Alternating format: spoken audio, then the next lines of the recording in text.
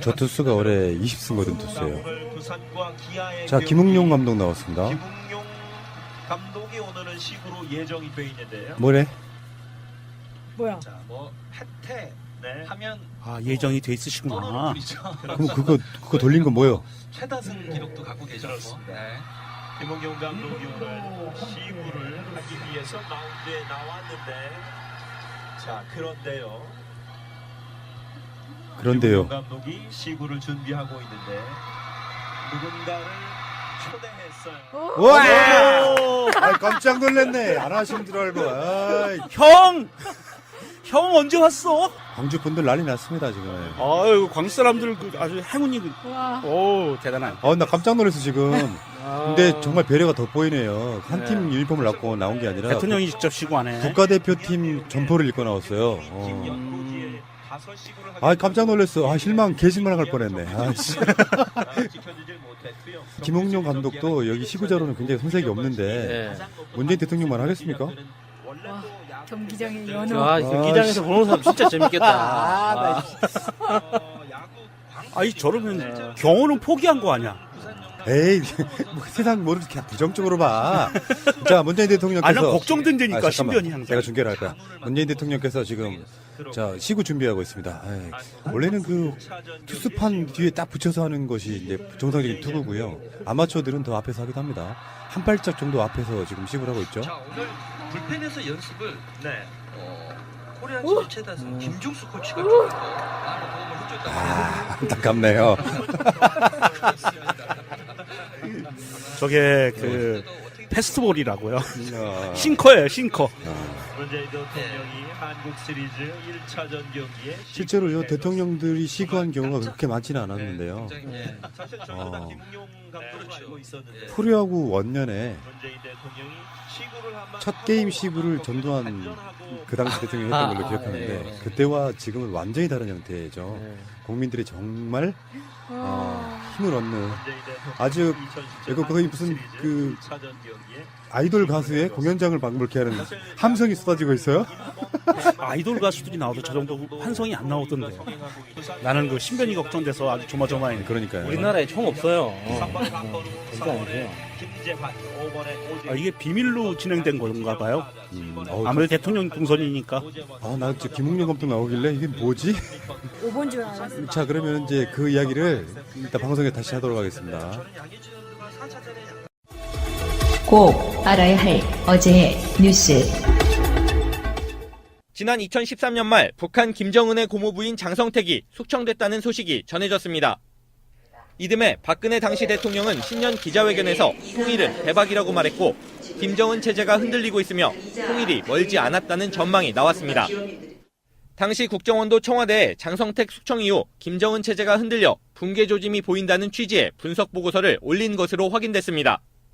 하지만 이 보고서는 왜곡된 것이었습니다.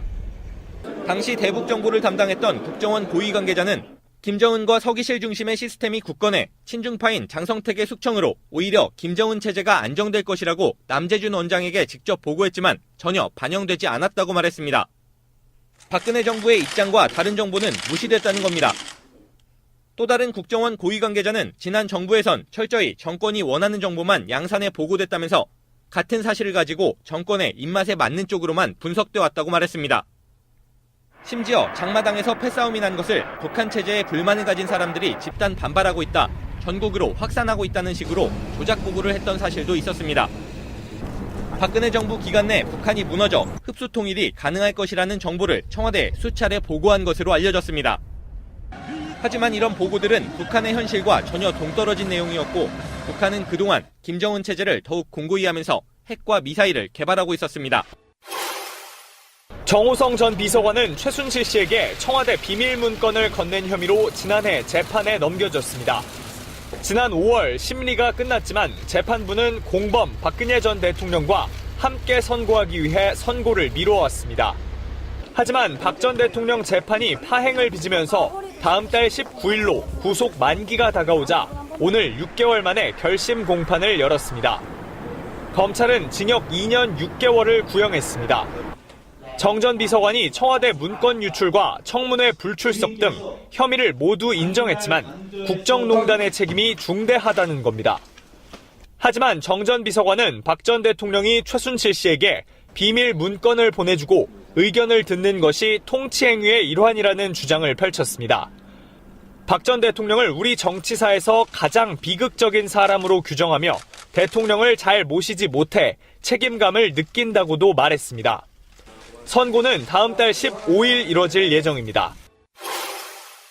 이명박 정부 때인 2009년 5월 당시 지식경제부는 산업은행을 내세워 자원개발 펀드를 조성합니다. 3,367억 원을 들여 세 곳의 가스전에 투자했다는 의미로 트로이카 해외 자원개발로 불린 사업입니다. 하지만 올해 6월까지 수익률이 마이너스 96%를 기록하는 등 무리한 자원외교란 비판이 제기됐습니다. 손실이 커지면서 지난해 5월 산업은행은 미국 텍사스주 가스전에 투자한 트로이카2 사업을 매각했습니다. 산업은행은 당시 투자금 1,084억 원 중 102억 원을 매각료로 회수했다고 밝혔습니다.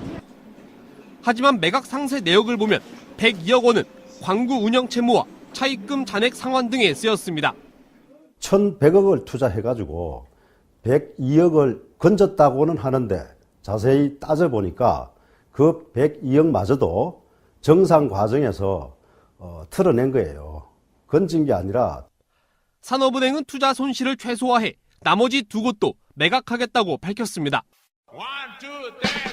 방송 중간에 좋아요를 눌러주시면 새날팀들에게 큰 힘이 됩니다. 미리 감사합니다.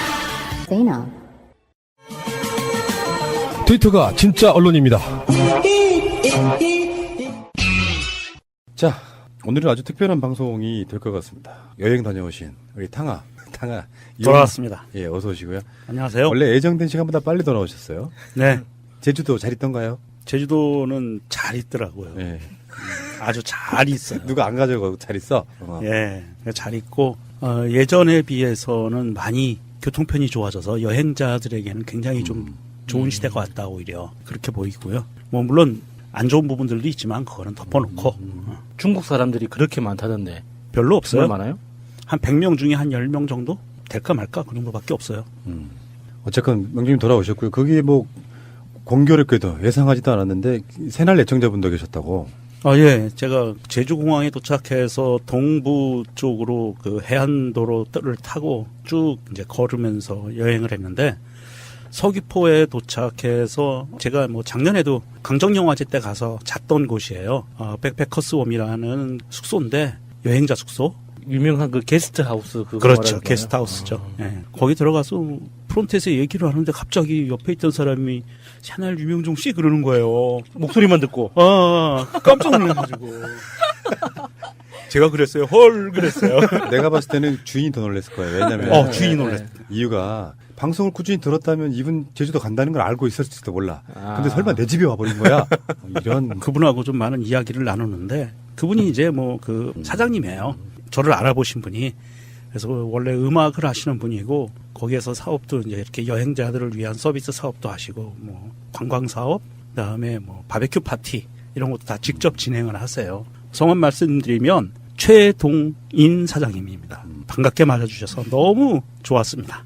감사드립니다. 백패커스 홈. 네. 많은 분들이 가셔서 새날 애청자입니다라고 하면 뭔가가 수건 한 장이나 더 주실 거다.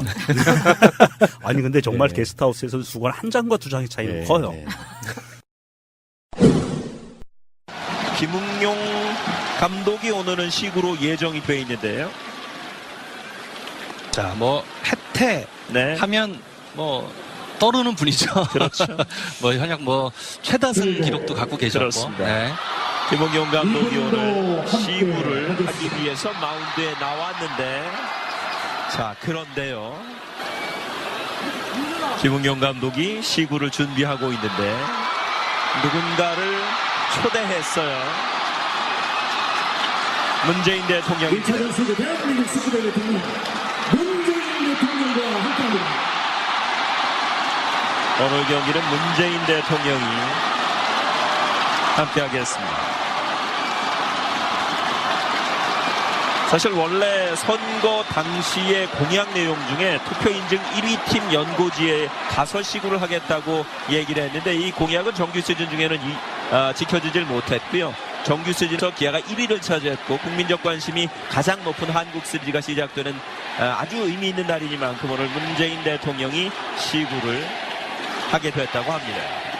원래 또 야구 굉장히 좋아하는 대통령으로 알려져 그렇죠. 있죠. 뭐 부산 출신이고 야구 광팬이고요. 네. 실제로 이제 문 대통령은 부산 연고팀인 롯데자이언츠 전설 고 최동원 선수가 1988년 선수 주도 시에 법률 자문을 맡은 것으로 상당히 유명해졌습니다. 그렇군요. 한국 시리즈 1차전 경기의 시구는 문재인 대통령입니다. 자, 오늘 불펜에서 연습을 코리안 시리즈 최다승 김종수 코치가 조금 더 많은 도움을 해줬다고 했습니다. 도움을 좀 더 받았어. 그렇습니다. 아마 배웠을 때도 어떻게든 좀은 자기가 많이 얘기를 들었을 것 같습니다. 문재인 대통령이 한국 시리즈 1차전 경기에 시구를 해줬습니다. 정말 깜짝 등장입니다. 사실 저희도 다 김웅용 감독으로 그렇죠. 알고 있었는데요. 문재인 대통령이 시구를 하고 아마 경기를 좀 간전하고 떠날 것 같아요. 그렇습니다.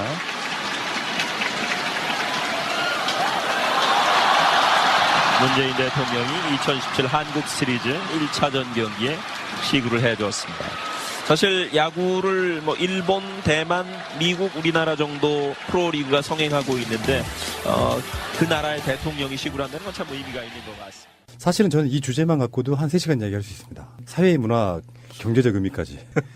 이제 방송 인트로로 아마 나가는 걸 들으셨기 때문에 대충 눈치채셨을 거라고 보는데 문재인 대통령이 한국 시리즈 1차전 시구를 했습니다. 광주 내려가서. 근데 대통령들의 코리안 시리즈 시구는 뭐 있었어요. 전혀 없는 상태는 아닌데 뭐 전두환 같은 경우에 프로야구 생긴 지 첫 게임에 이런 식으로 하고 막 그런 글이 있었는데 이렇게 민주화가 되고 나서 더군다나 공개적으로 야구 매니아인 대통령이 우리나라에서 가장 많은 팬을 거느리고 있는 스포츠가 야구입니다. 프로야구. 예, 그렇죠. 그 프로야구의 꽃이라고 할 수 있는 한국 시리즈에 나와서 시구를 한다는 것은 굉장한 여러 가지 의미가 있어요. 야구를 보시는 분들도 문재인 대통령 나타나니 꽥 소리를 지르며 이렇게 화답하는 모습 보니까 되게 훈훈하고 좋았습니다. 그리고 문재인 대통령하고 김정숙 여사하고 김성한 선거전에서 김성한 감독이 문재인 대통령 지지선을 하고 그랬었잖아요. 예. 김웅룡 감독도 같이 포함되어 있는 시구만 하고 간 게 아니고요. 시구를 하고 나서 관중석에서 직접 보는 것까지 지금 하고 있는 중에 우리는 방송하고 있는 겁니다. 예. 문재인 대통령이 야구를 엄청 좋아하시기 때문에 전 경기를 다 보고 갈지는 모르겠습니다만 대통령이 된 보람이라고 저는 생각해요. 한국 시리즈 첫 게임에 시구를 했다. 아, 프로야구의 영광이다. 이것도 맞는 말이지만 문재인 대통령 개인으로서는 야구 동호회를 같이 했던 사람이잖아요. 근데 한국 시리즈에 진짜 선수들 나와서 하는 게임에 시구를 해. 그렇죠. 대학 때 그 대학 팀 선수를 했다고 하더라고요. 예. 자서전 보면. 정말 놀라운 배려는 사실은 홈구장에서 게임을 하게 되면 그 팀 유니폼 입고 나와서 시구하는 게 보통 상례거든요. 근데 이게 이제 한국 시리즈고 대통령이랑 위치가 있잖아요. 일개 연예인이 아니잖아. 우리나라 야구 국가대표팀 점퍼를 입고 나와서 시구를 하시는 거 보고 이것도 정말 배려를 하는구나. 또 그런 게 있어요? 파란색 코리아라고 써 있는 점퍼. 또 야구 매니아가 아니면 또 안 보이는 또 그런 게 있구나. 그렇구나. 그러니까 그게 그런 식으로 만들어지는 여러 가지 배려들이 있다는 것이 저는 굉장히 좋아 보이는 측면이었습니다. 어찌됐든 뭐 하루 일과 다 끝났는데 끝까지 다 보고 가셔도 상관없을 것 같아요. 그럼 이제 이걸 KTX 타고 가실까요? 자가용 타고 가실까요? 비행기 타고 가실까요? 헬리콥터 타고 가실까요? 헬리콥터 아닐까요? 그럴까요? 실제로 야구장 안 가보신 분? 저요. 한 번도 안 가봤어요? 근처에만 가봤어요. 시끄럽구나. 이걸 확인했죠. 오늘 광주의 그 챔피언스 필드라고 하는 곳은 불과 몇 년 전에 정말 메이저리그식으로 깨끗하게 잘 지은 구장이거든요. 근데 광주의 인구가 130만 좀 돼요. 근데 올해 기아가 시즌을 1등으로 끝내면서 100만 관중을 돌파했어요. 사실 부산하고 또 규모가 다르고 서울에 홈팀이 2개가 있잖아요. LG랑 두산. 서울은 인구가 1000만입니다. 인천에도 있고 수원에도 있고 넥센은 목동에도 있고 수도권에 팀이 5개나 있는 거예요. 총 10개 팀 중에. 인구 때문에 그렇거든요. 자기 지역의 팀이 야구를 잘하니까 100만 관중을 돌파해 주는 거예요. 총 144게임에 딱 절반을 홈에서 하거든요. 근데 그렇게 자세한 정보들은 어떤 학원 가면 배울 수 있는 거예요? 매니아니까 알죠. 야구의 매니아. 정말 신기하네요. 그럼에도 불구하고 나는 우리 항상 방송하는 시간이 야구 중계 시간하고 맞춰져 있잖아요. 야구를 보고 방송하지는 않습니다. 어쨌건 문재인 대통령은 야구 매니아로서 꿈도 이루셨고 또 광주 분들도 굉장히 감동적인 장면이 있을 거라고 생각합니다. 이게 정치적으로만 바라보면 안 돼요. 정치적으로만 바라보면 세상의 모든 건 다 무슨 이유가 있는 거예요. 그런 차원으로 바라보지 마시고 야구 매니아인 대통령이 야구장에서 서로가 영광스럽게도 시구를 했다. 이렇게 받아들이면 될 것 같습니다. 아마도 KBO에서 공식적으로 요청을 하지 않았을까 싶어요. 대통령께서 와서 아마도 부탁드리겠습니다. 이렇게. 문재인 대통령 성격상 나 시구할래 이렇게는 안 해요. 그런 사람 아니거든요. 하고 싶어도 안 하는데 예. 그쪽에 제안이 오면 못 이기는 척.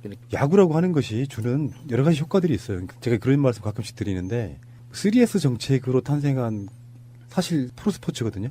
전두환 때. 네, 그런 이야기 있죠. 예. 그렇지만 많은 분들이 그렇기 때문에 나는 뭐 야구나 프로축구나 이런 것들이 별로 안 좋아라고 하시는 분도 일본 있습니다. 근데 반대로 5.18은 군인들이 국민들을 향해 총을 쏴서 죽였잖아요. 수백 명을.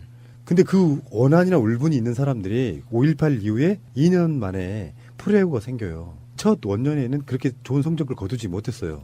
9명이 야구를 하는데 그것도 페넌트레이스가 있어가지고 거의 날마다 게임을 하는데 고작 해태 타이거스의 선수는 14명이었다고 합니다.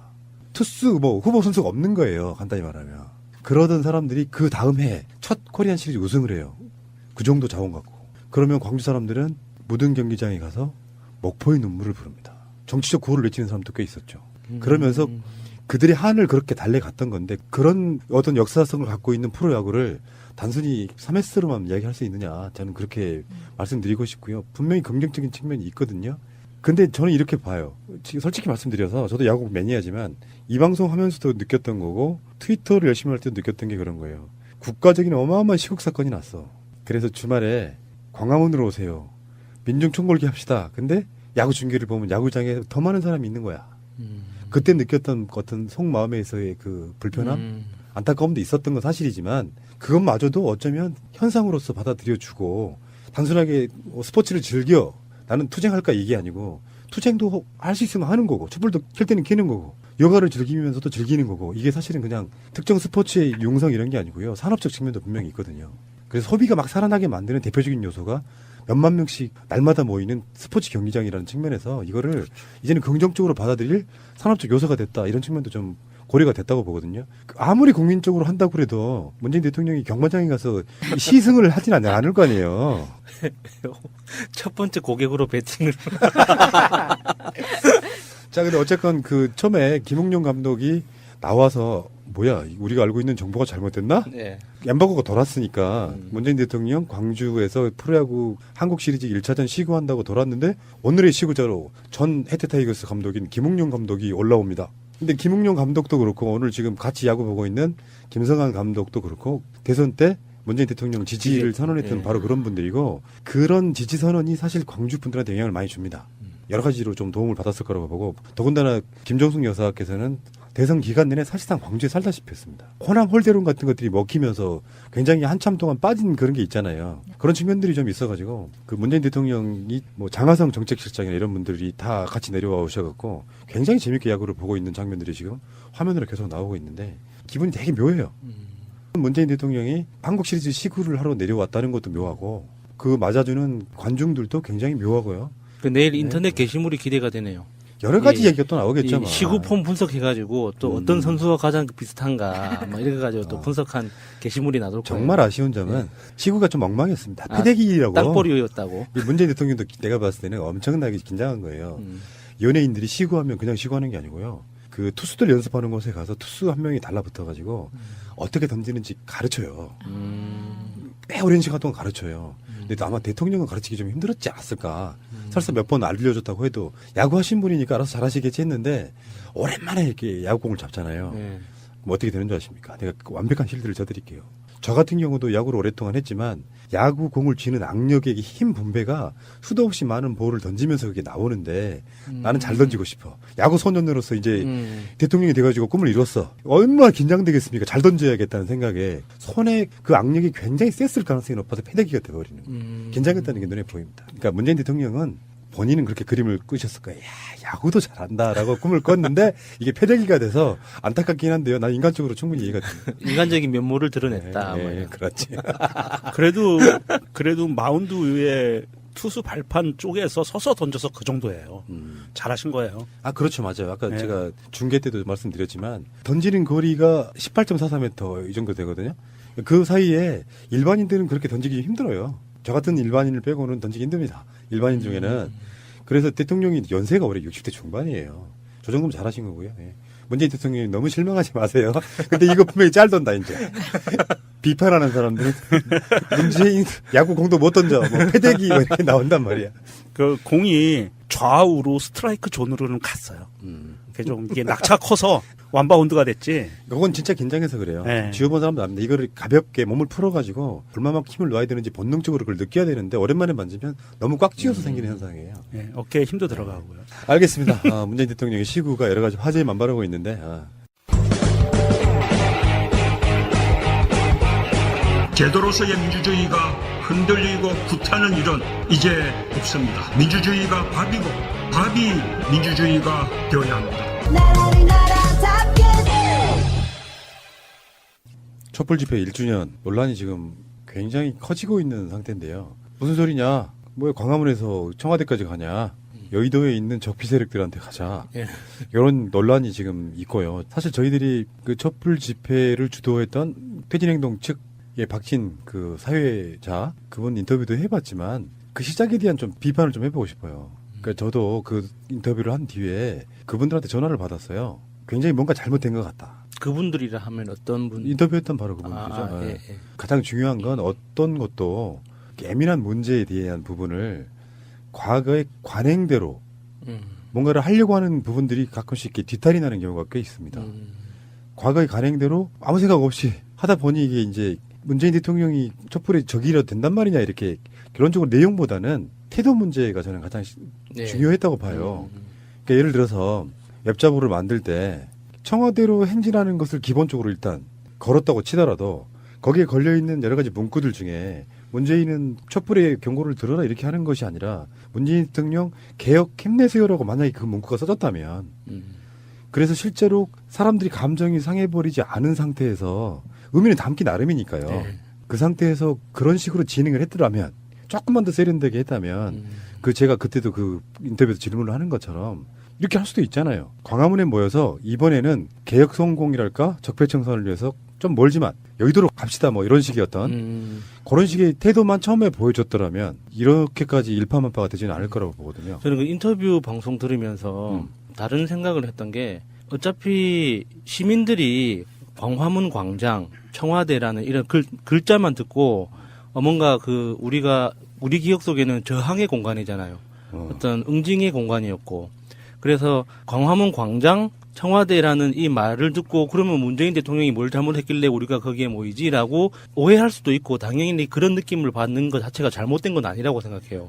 그러면 그 행사를 준비하는 측에서 우리가 기본적으로 그 박근혜 퇴진을 위해서 광화문에 모였을 때는 그 청와대를 보면서 그쪽으로 보고 외쳤잖아요. 근데 서울이라는 도시 안에 광화문 말고 그 많은 인원이 함께 모일 수 있는 공간은 사실상 없거든요. 그러면 거기에 무대를 국회 쪽으로 세우면 어떨까 하는 생각을 해봤어요.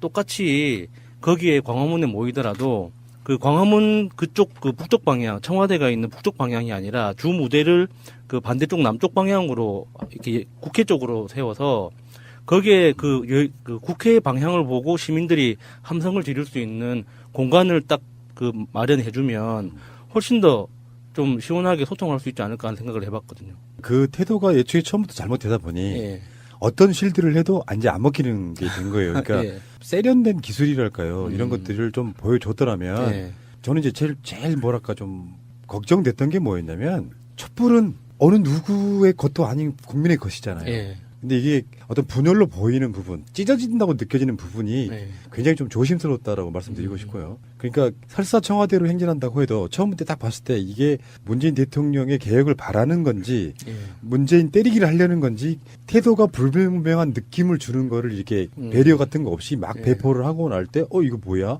그럼 지금 문재인 대통령이 못한다는 소리냐? 이렇게 되고 나서는 어떤 설득도 먹히지 않는다. 저는 그렇게 보는 거예요.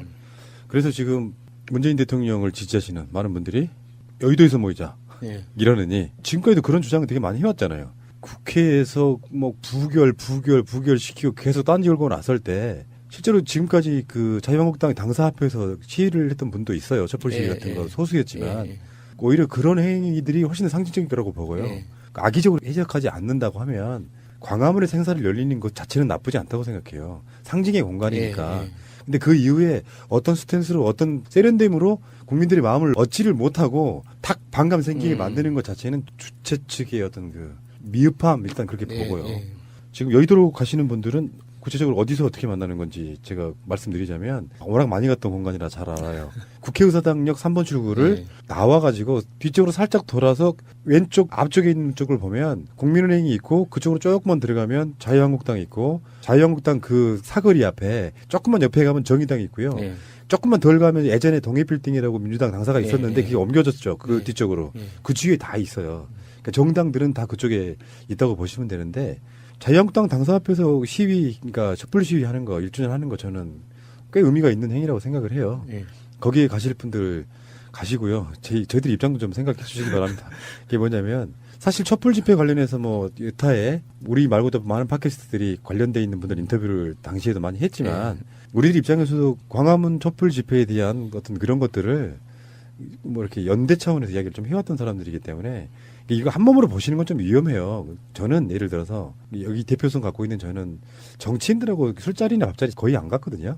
특별한 경우에 최민희 의원님이 당신 밥 한 끼 꼭 사고 싶다 그러면 한 2주 걸려가지고 한 1시간 밥 먹고 나오는 정도가 전부인 사람이고 예를 들어서 촛불이라든지 등등 그런 분들도 방송 외적으로 단 한 번도 만난 적이 없어요. 어쩌다가 행사 홍보하고 싶다고 연락 오면 아 그래요 좋은 일이니까 인터뷰 합시다 뭐 이런 정도인데 그걸 한 몸으로 보셔가지고 뭐 그 사람들이 어쩌고저쩌고 쉴드를 치려고 하느냐 그런 건 전혀 아니고요. 다만 이런 건 있다고 봐야겠죠. 그러니까 원천적으로 잘못을 제공한 분들의 문제도 꽤 있을 거고요. 근데 이따가 다른 에피에서 그런 얘기가 나올 텐데 누군가가 보면 지금 퇴진행동 쪽이 잘못했다고 느끼는 게 그런 거예요. 누군가가 보면 촛불도 등 돌린 문재인 이렇게 보일 수 있는 지점을 왜 생각을 못했느냐 이런 거거든요. 그러니까 그렇게 좀 세련된 모습으로 좀 갔었으면 얼마나 좋았을까 싶고 안타깝긴 한데 그래도 광화문에서 열렸던 촛불 1주년은 또 의미가 있는 것이기 때문에 어느 쪽으로 가라 이렇게 말씀 못 드리겠지만 어떤 그런 행사들에 대해 가지고요. 제가 가장 우려하는 건 이쪽도 다 정권 교체를 이뤄낸 어떤 주체들인데 그렇죠. 그게 분열됐다는 모습을 저는 보여주는 게 좀 안타깝다 이런 생각이 그게 듭니다. 안타까운 거예요.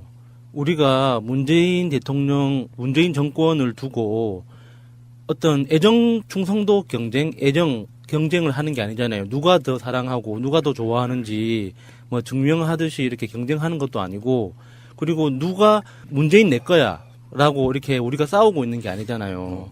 결국에는 결과적으로는 문재인 대통령이 하고자 하는 일이 성공하도록 뭔가 응원하고 좀 더 힘을 실어주고 싶은 마음이 건 다 똑같은 거 아니에요. 그런데 그 방법상에서 좀 준비가 미흡했던 게 좀 드러났고 그 여러 가지 오해 때문에 말 자체만 둘러싼 그런 감정적인 오해 때문에 이렇게 여러 가지 잡음들이 생기고 있지만 그 우리가 왜 그렇게 싸우고 있는지 사실 싸우는 이유는 사랑해서 싸우는 거 아니겠어요. 근데 그거는 좀 잊지 말았으면 좋겠어요. 근데 이런 지점이 있죠. 그러니까 깨어있는 시민들, 특히 문재인 대통령이나 이런 분들의 지지하는 분들 입장에서는 솔직히 말씀드리면 시민사회에 대한 불신도 일부는 있어요. 예. 주도 세력으로서의 헤게모니 싸움이라고 일반적으로 평을 하는 사람도 있지만 그런 차원이 아니고 이게 이제 마치 시민사회가 기존의 진보 언론들처럼 하고 있다는 거예요. 개혁의 동반자로서가 아니라 개혁의 대상자로서 딱 이런 모양새이면 안 된다는 게 과거의 패러다임 제가 항상 말하는 게 그런 거예요. 김갑수 작가님 말씀 한 번 더 꺼낼게요. 문재인이 대상화가 되느냐라고 이야기하셨잖아요. 문재인 대통령이 대상화가 되냐고. 내가 그 주체이고 내 동지인 사람한테 너 개혁 잘해? 5개월이나 지났는데 개혁이 미진해? 그러면 너 어느 날 갑자기 난 너 지지하지 않을 거야. 문재인 타도. 아직까지 그런 말 나오진 않았지만 그러니까 그런 불신들이 있는 거라고 생각이 들거든요. 그러니까 이게 세상이 바뀌었고 그 패러다임이 있다고 생각을 하면 그렇다고 무조건 문재인 대통령 빨아 뭐 지지해 이런 건 아니지만 뭔가 동반자 개념으로서 서로 우호설림적인 관계에서 믿고 가주는 거 최소한 2, 3년 정도는 그런 관계가 돼야 그나마 적폐 성상이 좀 된다는 얘기예요. 예. 근데 당장 5개월밖에 안 지났는데 뭐 목소리를 들어라 하시고 뭐 이런 식으로 이야기가 쭉 가버리니까 결론적으로는 불신 딱 생기는 거잖아요. 그러니까 조선일보 같은 보수 언론에서 만약에 여의도에 인원이 집중됐을 때 시각적으로 광화문하고 큰 차이가 날 거란 말이에요. 그러면 경찰에서는 이미 방침이 있잖아요. 그 집회 인원에 대해서 카운팅하지 않을 거라는. 그래서 그 집계 안 한다고 공표를 했잖아요. 그러면 언론들이 숫자 싸움을 할 거란 말이에요. 국회에 우리가 어떤 경고를 보내야 되는데 지금은 자유한국당을 위시한 야당과 그리고 그 여당 국회의원들도 조금 더 긴장하고 전투 모드로 유지하라는 그런 경고를 보내야 되는데 그게 가장 강력한 경고는 숫자밖에 없거든요. 맞아요. 보여주는 거. 예. 그 숫자와 그 우리가 작년 겨울에 보여줬던 그 파도의 물결 이런 것들이 이게 촛불의 물결 이걸 보여줄 수밖에 없는데 사실 저는 광화문에서 시작해서 여의도에서 끝내야 된다고 생각하는 쪽이에요. 어느 한쪽에만 가는 게 아니라 사실은 그게 가장 합리적일 수 있었죠. 광화문에서 시작해서 뭐 예를 들어서 우리가 지금이라도 가능하다면 뭐 인간 띠익기 행사를 해서라도 지도를 보니까 8km 정도 되더라고요. 근데 좀 어려울 수는 있겠지만 근데 그 부분은 숨어 있는 거 하나만 말씀드릴게요. 그러니까 촛불이 식었잖아요, 열기가. 시스템 속으로 다시 집어넣었잖아요. 정권도 바꾸고 대통령도 장관도 바뀌었잖아요. 퇴진행동 쪽에서는 1주년이라고 하지만 그렇게 많은 사람이 나올 거라고 예상을 하고 있지 않았더라고요. 원천적으로. 이야기 나중에 이제 후기로 들어보니까. 그러니까 우리가 생각했을 때 1주년이니까 100만 명은 못 나오더라도 한 몇십만 명은 나올 거야? 전혀 그렇게 생각하지 않더라고요. 많아봐야 몇만 명쯤 나올 행사일 텐데 만약 100만 명쯤 되면 어디를 못 가요, 걸어서. 여의도는 아니라 어디 홍준표가 미국까지도 가지. 문제는 그게 아닌 상태여서 그분들이 갖는 그러니까 짧은 시간 내에 의례적인 행사만 하겠다는 느낌이 사실 좀 저는 더 있었다고 보고 원래 촛불 1주년 행사를 원래 안 하려고 그랬대요. 근데 그런 측면도 좀 감안해 주시고요. 여의도에 국회의사당역 3번 출구로 나가시면 아마 그날도 많은 분들 볼 수 있을 것 같고 그런 의미를 떠나서 또 어떤 면에서 보면 행사라는 건 그런 거거든요. 집회 군중들이 모여서 문재인 대통령 개혁 힘내세요라고 외쳤다라고 해도 결코 나쁜 쪽의 어떤 결과를 저는 나올 거라고 생각하지는 않아요. 그러니까 처음에 그런 거 있잖아요. 속 내용이 뭔지는 어쩌면 안 중요할 수도 있어요. 처음에 태도가 저 사람들 막 도와주고 싶다라는 우호적인 생각을 갖게끔 만들어주지 못하고 뭔가 제3자가 돼서 개혁 못하고 있는 문재인에게 경고가 온다 이런 식의 표현을 했다는 것은 저도 정말 동감할 수 없습니다. 사실 이번 촛불 1주년 기념 행사에 대해서 각자 만약에 1,000만 명이면 1,000만 명, 2,000만 명이면 2,000만 명의 그 사람들이 각자 의미 부여는 다 따로 할 수 있어요. 그리고 그 의미 부여에 따라서 여의도로 가도 되고 그리고 광화문으로 가도 됩니다. 그거는 뭐 각자의 판단이고 선택이기 때문에 그거에 따라서 누가 좋다 나쁘다 평가하는 거는 나쁩니다. 그거 자체는. 그렇고요. 저 같은 경우에는 광화문이 갖고 있는 상징적인 의미가 중요하다라는 생각을 하는 사람이거든요. 물론 이제 이번에 집회 1주년 집회를 기획하는 쪽에서 초기에 집회 준비를 좀 꼼꼼하게 하지 못한 그런 부분들 때문에 많은 사람들이 또 화가 나 있는 상태이긴 한데 제 마음을 대변해서 거의 비슷하게 말씀해 주시는 분이 계셨어요. 민주당 노원병 지역위원장 황창환님. 페북에 이렇게 글을 쓰셨어요. 좀 읽어드리겠습니다. 짧은 글인데 지난 겨울은 촛불과 함께여서 따뜻했다. 우리 시대에 이런 승리가 있었다는 것이 새삼 자랑스럽다. 지금 드러나고 있는 켜켜이 쌓인 적폐의 적발도 촛불이 아니었으면 어림없을 일이다. 광주항쟁에 대한 왜곡, 공영방송 대표의 전행, 자원외교와 관련된 권력의 간섭, 권력 흥신소로 전락한 국정원. 아무리 문재인 정부라 하더라도 촛불 시민의 뒷배 없이 제기하기 어려운 문제였으리라. 어느덧 일주기가 되었다. 일주기 행사를 두고 여러 의견이 분출되는 듯하다. 의견의 분출은 일견 당연한 것이라 할 수 있어도 주관하는 곳은 이를 잘 수렴할 수 있어야 한다. 박근혜 정권을 무너뜨린 원동력은 압도적 다수의 시민의 결집이었다. 나는 이 취지가 살아나야 한다고 생각한다. 그러기 위해서는 의제 선정에 있어 최대 다수의 최고의 요구를 제시했으면 좋겠다. 그것은 적폐에 대한 요구일 수도 있고 아니면 전쟁 반대, 오직 평화의 촛불일 수도 있다. 그러면 청와대 방향으로 행진한들 어떠하랴. 문재인 대통령도 촛불 들고 문 밖까지 마중 나오시지 않을까. 이런 행복한 상상도 해본다. 이렇게 쓰셨어요. 저는 마지막으로 이런 얘기 하나 드리고 싶어요. 민주주의는 어쩌면 다양성일 수도 있어요. 박근혜 정권과 엄혹하게 싸울 때는 분리가 된다고 하는 것이 좀 느낌 두려움이 좀 꽤 있었고요. 저도 그런 마인드가 아니었나 싶은데 다양성 보장하는 차원에서 자유한국당 당사 앞으로 가는 거 매우 훌륭한 생각이라고 생각합니다. 다만 광화문이라고 하는 이제 앞으로 영원히 있을 상징성 저는 사실 솔직히 말씀드려서 1주년 그런 상상해봤거든요. 왜 그런 눈치를 봐야 되지 싶은 생각이 들어서 광화문에 정말로 100만 명 모여서 촛불 대통령이 그 무대에 올라오시는 상상 한번 해봤었어요. 그것도 좋죠. 예. 그런 것들을 뭔가 기술적으로 잘하지 못하는 부분도 있고 또 퇴진 행동도요 단일 대우가 아니에요. 수도 없이 많은 단체들이 들어와 그렇죠. 있는 압도적인 리더십으로 끌어갈 수 있는 공간이 아니라서 내부적으로 굉장히 많은 논란들이 있다는 것도 잘 알고 있습니다. 예, 오랜만에 상품 드리는 이벤트가 도착했습니다. 띵동. 선물이 왔어요. 예. 지금 오늘 이벤트 해주실 품목은요. 이너피스라고. 이름만 들으면 뭐처럼 느껴지세요? 쿵푸 팬더 메인 테마죠. 이너피스. 마음의 평화를 위한 오. 뚱땡이의 여정이지 않겠습니까? 저도 한때는 술 매니아였는데요. 네. 근데 그 여러 가지 연구 결과라든지 내 경험상 또 이 나이 먹도록 술 먹어보면 자기 나름대로의 다 그 숙취 해소 뭐 이런 거 방법이 다 있잖아요. 예. 근데 사실은 숙취 해소 음료가 도움을 주기는 해요.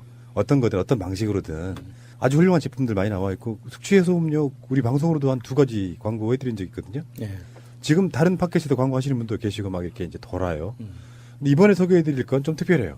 사실 숙취 해소에 있어서 가장 중요한 게 뭐냐면 술 매니아로서 소개해드릴 수 있는 거는 술 깨는 건 다른 방법이 없어요. 뭐 민간요법으로 콩나물국을 먹네 뭐 이런 거는 정말 그 급기에 제한적인 거고 술을 깨는 데 있어서 최고의 술 깨는 보약은 잠입니다. 그러니까 해장국이나 이 해장 관련 음식들이 사람들한테 멀리 알려진 건 노동문화 때문이죠.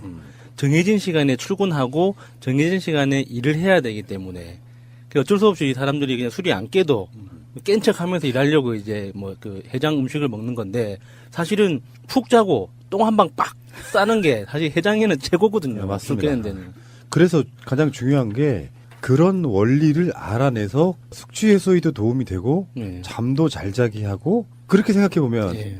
사람이라는 게 있잖아요. 내가 갖고 있는 울분, 화 이런 거를 참지 못해서 폭발하고 이러는 경우가 사실 현대 사회에 굉장히 많아요. 그걸 이름하여 우리가 영어로 이제 가끔씩 이렇게 쓰는 말들이 있잖아요. 릴렉스. 이게 중요하거든. 사실 나중에 시간이 지나서 보면 내가 왜 그때 화를 냈지? 좀 릴렉스 할 걸 하는 생각이 좀 들 때가 있지 않습니까?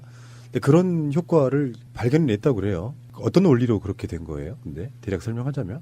보통 우리 자는 동안 내장이 하는 일이 굉장히 많대요.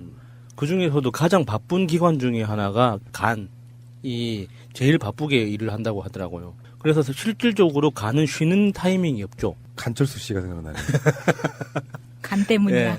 그래서 이 자는 동안 간 주변 조직을 그 도와줘서 간이 평상시보다 조금 덜 일하게 도와준다고 하더라고요. 그래서 뭐 이분들 그 제품 이름이 이너피스인데 전체적인 타이틀은 릴렉스 프로젝트 이너피스예요. 이런 식의 어떤 연구 결과 발표돼서 그게 인증되고 뭐 연구소 같은 데서 이거 효과 있다라고 다 이렇게 인증을 받잖아요. 네. 받는데 이게 의약품은 아니잖아. 제가 알기로는 이게 식품으로 등록되어 네. 있다고 알고 있어요. 그 의약품은 아니다 보니까 효능을 말할 수가 없어요. 가짜로 그것을 섞는 사람들이 많기 때문에 효능을 말 못하고 이거 정말 좋다고 말하는 오죽했으면 그런 광고가 나왔잖아요. 네. 그래서 저는 이거 아침에 벌떡 일어났다 뭐 이런 식으로 이야기하는데 그거 이상으로는 참 좋은데 예. 뭐라 말씀드리기가 정말 어렵네요. 간단히 말해서 저는 그렇게 봤어요. 뭐 숙취 해소는 효과가 분명히 있고 그렇지만 어떤 면에서 보면 이게 굉장히 부가적인 효능처럼 보이고 뭐랄까 사람 몸 자체를 편안하게 이완시켜주는 그런 효능이 있는 게 아닌가 싶어요. 그러니까 남자들이 아침에 일어나기 직전에 벌떡 일어난 경험 기억이 언제쯤인지 한번 되돌아보십시오. 얼마나 오래됐는지. 갑자기 슬퍼지려고 하네. 그러니까요. 여러분들 기억하시고요. 검색해서 이너피스 검색하시면 나오고 홈페이지 주소를 직접 말씀드리자 그러면 왜 우리가 외국 만화 보면은 잠잘 때 그 표시하는 게 있죠, 마차님. Z. 그렇죠. Z 세 개예요. 릴렉스.com. 이너피스 꼭 기억하시고요. 이분들이 지금 상품 협찬해 주셨습니다. 상품 어떻게 드리냐면은 이너피스가 지금 2병 들어있는 100ml짜리가 2병 들어있는 한 세트하고 이너피스 환도 있어요. 이 환이 지금 10포가 들어있는 거 이 2개 10분 당첨되시면 보내드리도록 하겠습니다. 이거 뭐 무슨 마약 같은 거 아니야? 부작용이 있을 수가 없죠. 아니 숙취 해소뿐만 아니라 시차 적응. 잠을 잘 자는데도 좋다고 하니까. 이거 제가 솔직히 먹어봤어요. 일주일 전부터. 뭐랄까 이렇게 편안하게 자는. 제가 특별히 잠을 못 자는 사람이잖아요. 그러니까 맨날 잠 부족해가지고 헤매는데 뭐 이 약 때문인지 모르겠는데 이건 분명히 플라시보가 있을 수도 있다고 생각해. 예. 근데 약을 딱 먹고 누우면 뭔지 뭐 좀 평화가 오는 것 같고요. 일상적으로 우리 같은 방송하게 되면요. 하루에 스트레스를 받는 상황이 한 30회 정도 있어요. 방송 내용으로도 그렇고 예. 외적인 것도 그렇고. 예. 그래서 그냥 먹고 잡았어요. 뭐 내가 이거 먹고 죽기 하겠냐 싶어가지고 굉장히 몸이 좀 이완돼서 그런 느낌이 있죠. 잘 때는 경직돼 있으면 안 되잖아요. 예. 좀 약간 표현이 그럴지 모르겠는데 축 늘어져 자야 되잖아요. 푹 잤습니다. 푹 잠. 예. 그걸 일어날 때 느끼죠. 또 잠에서 딱 깨어날 때 개운하다는 느낌. 예. 뭔가 부족하다는 느낌 들 때 있어요. 저 일요일 날 김민석 원장하고 김현 대변인 두 분 나오실 때 방송 저 일찍 일어나거든요. 그것 때문에 예. 그러면 그 옆학 한 3일 가요. 릴렉스.com이요. 릴렉스 스펠링 모르신 분들 있을까봐 알려드리겠습니다. ZZZRELAX.com. 예. 그리고 이제 오랜만에 정말 몇 주 만에 하는 이벤트이기 때문에 또 이벤트 방법을 모르실까봐 알려드리는데 여러분들은 아무것도 하지 마세요. 게시판상에 꼭 그런 분 어떤 이벤트를 해도 나온다. 정답을 쓰십니다. 정답 쓰시지 마시고요. 그러니까 이 다음 에피소드에 관련돼 있는 문제가 나갈 거예요. 어디 지점에가 있다고까지 저희들이 알려드립니다. 공지로. 그 정답을 킵해 두시고 있고 여러분들이 하실 일은 게시판상에 이메일 주소만 달랑 올려주세요. 선풀도 함께 달아주시면 더욱 감사하죠. 그건 너무 과해.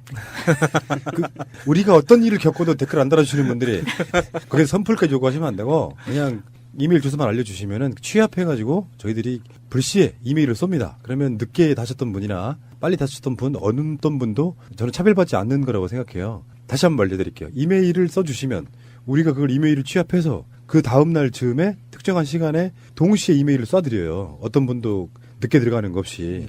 그러니까 핸드폰 앱에 내가 주로 쓰고 있어서 푸시 알림 기능이 잘 돼 있는 그 앱을 쓰시는 게 훨씬 유리하시겠죠.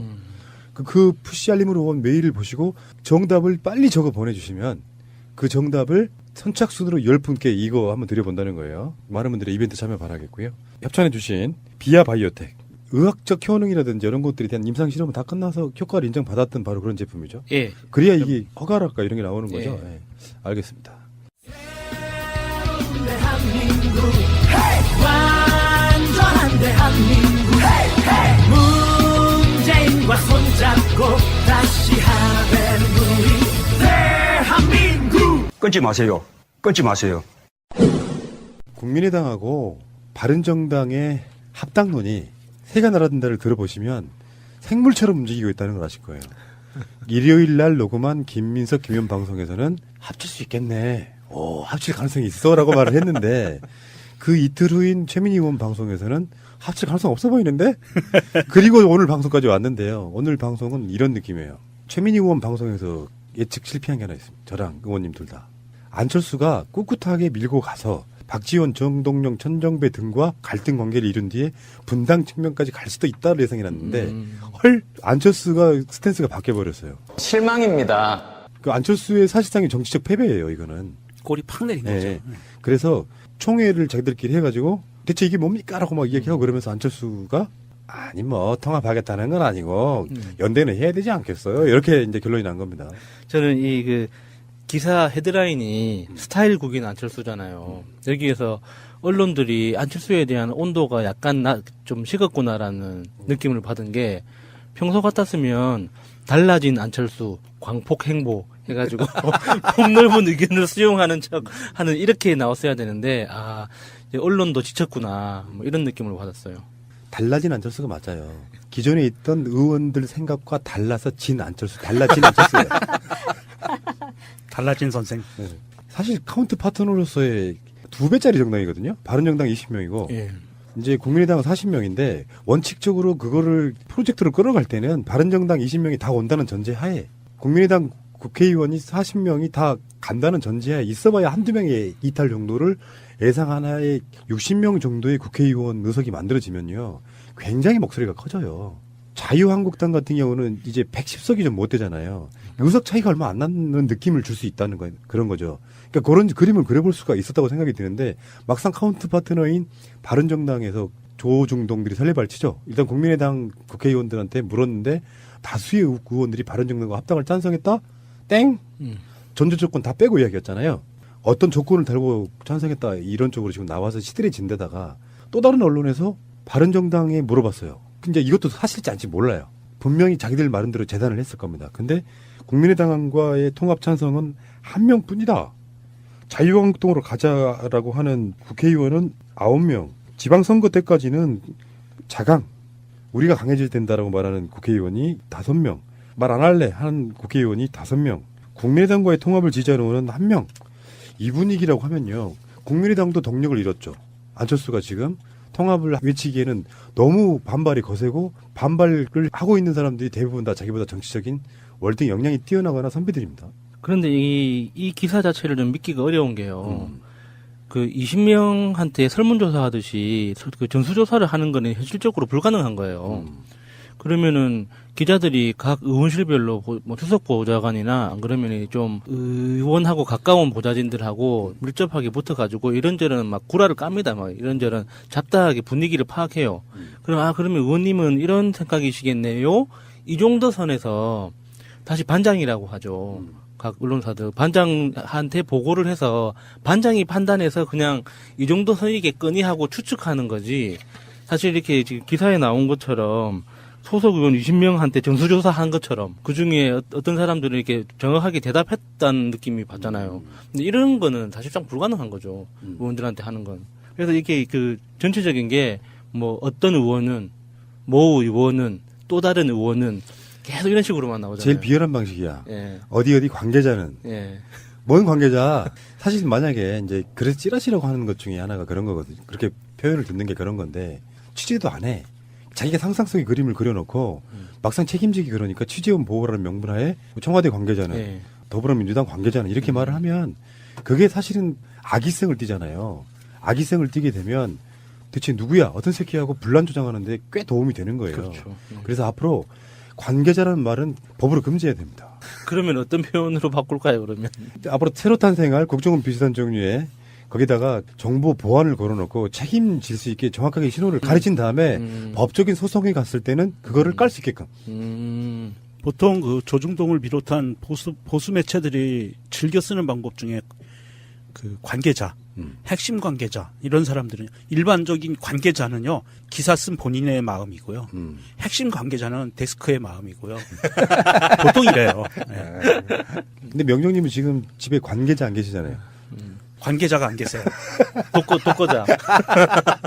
핵심 관계자는 조금 계시는 것 같은데. 관계자가 없으니 저희도 마음도 갈 수 있고. 부럽삼? 자, 국민의당이 그렇고 바른정당이 그렇고 뭐 이런 표현 있잖아요. 한여름밤의 꿈? 안철수의 꿈은 사실상 날아간 거예요.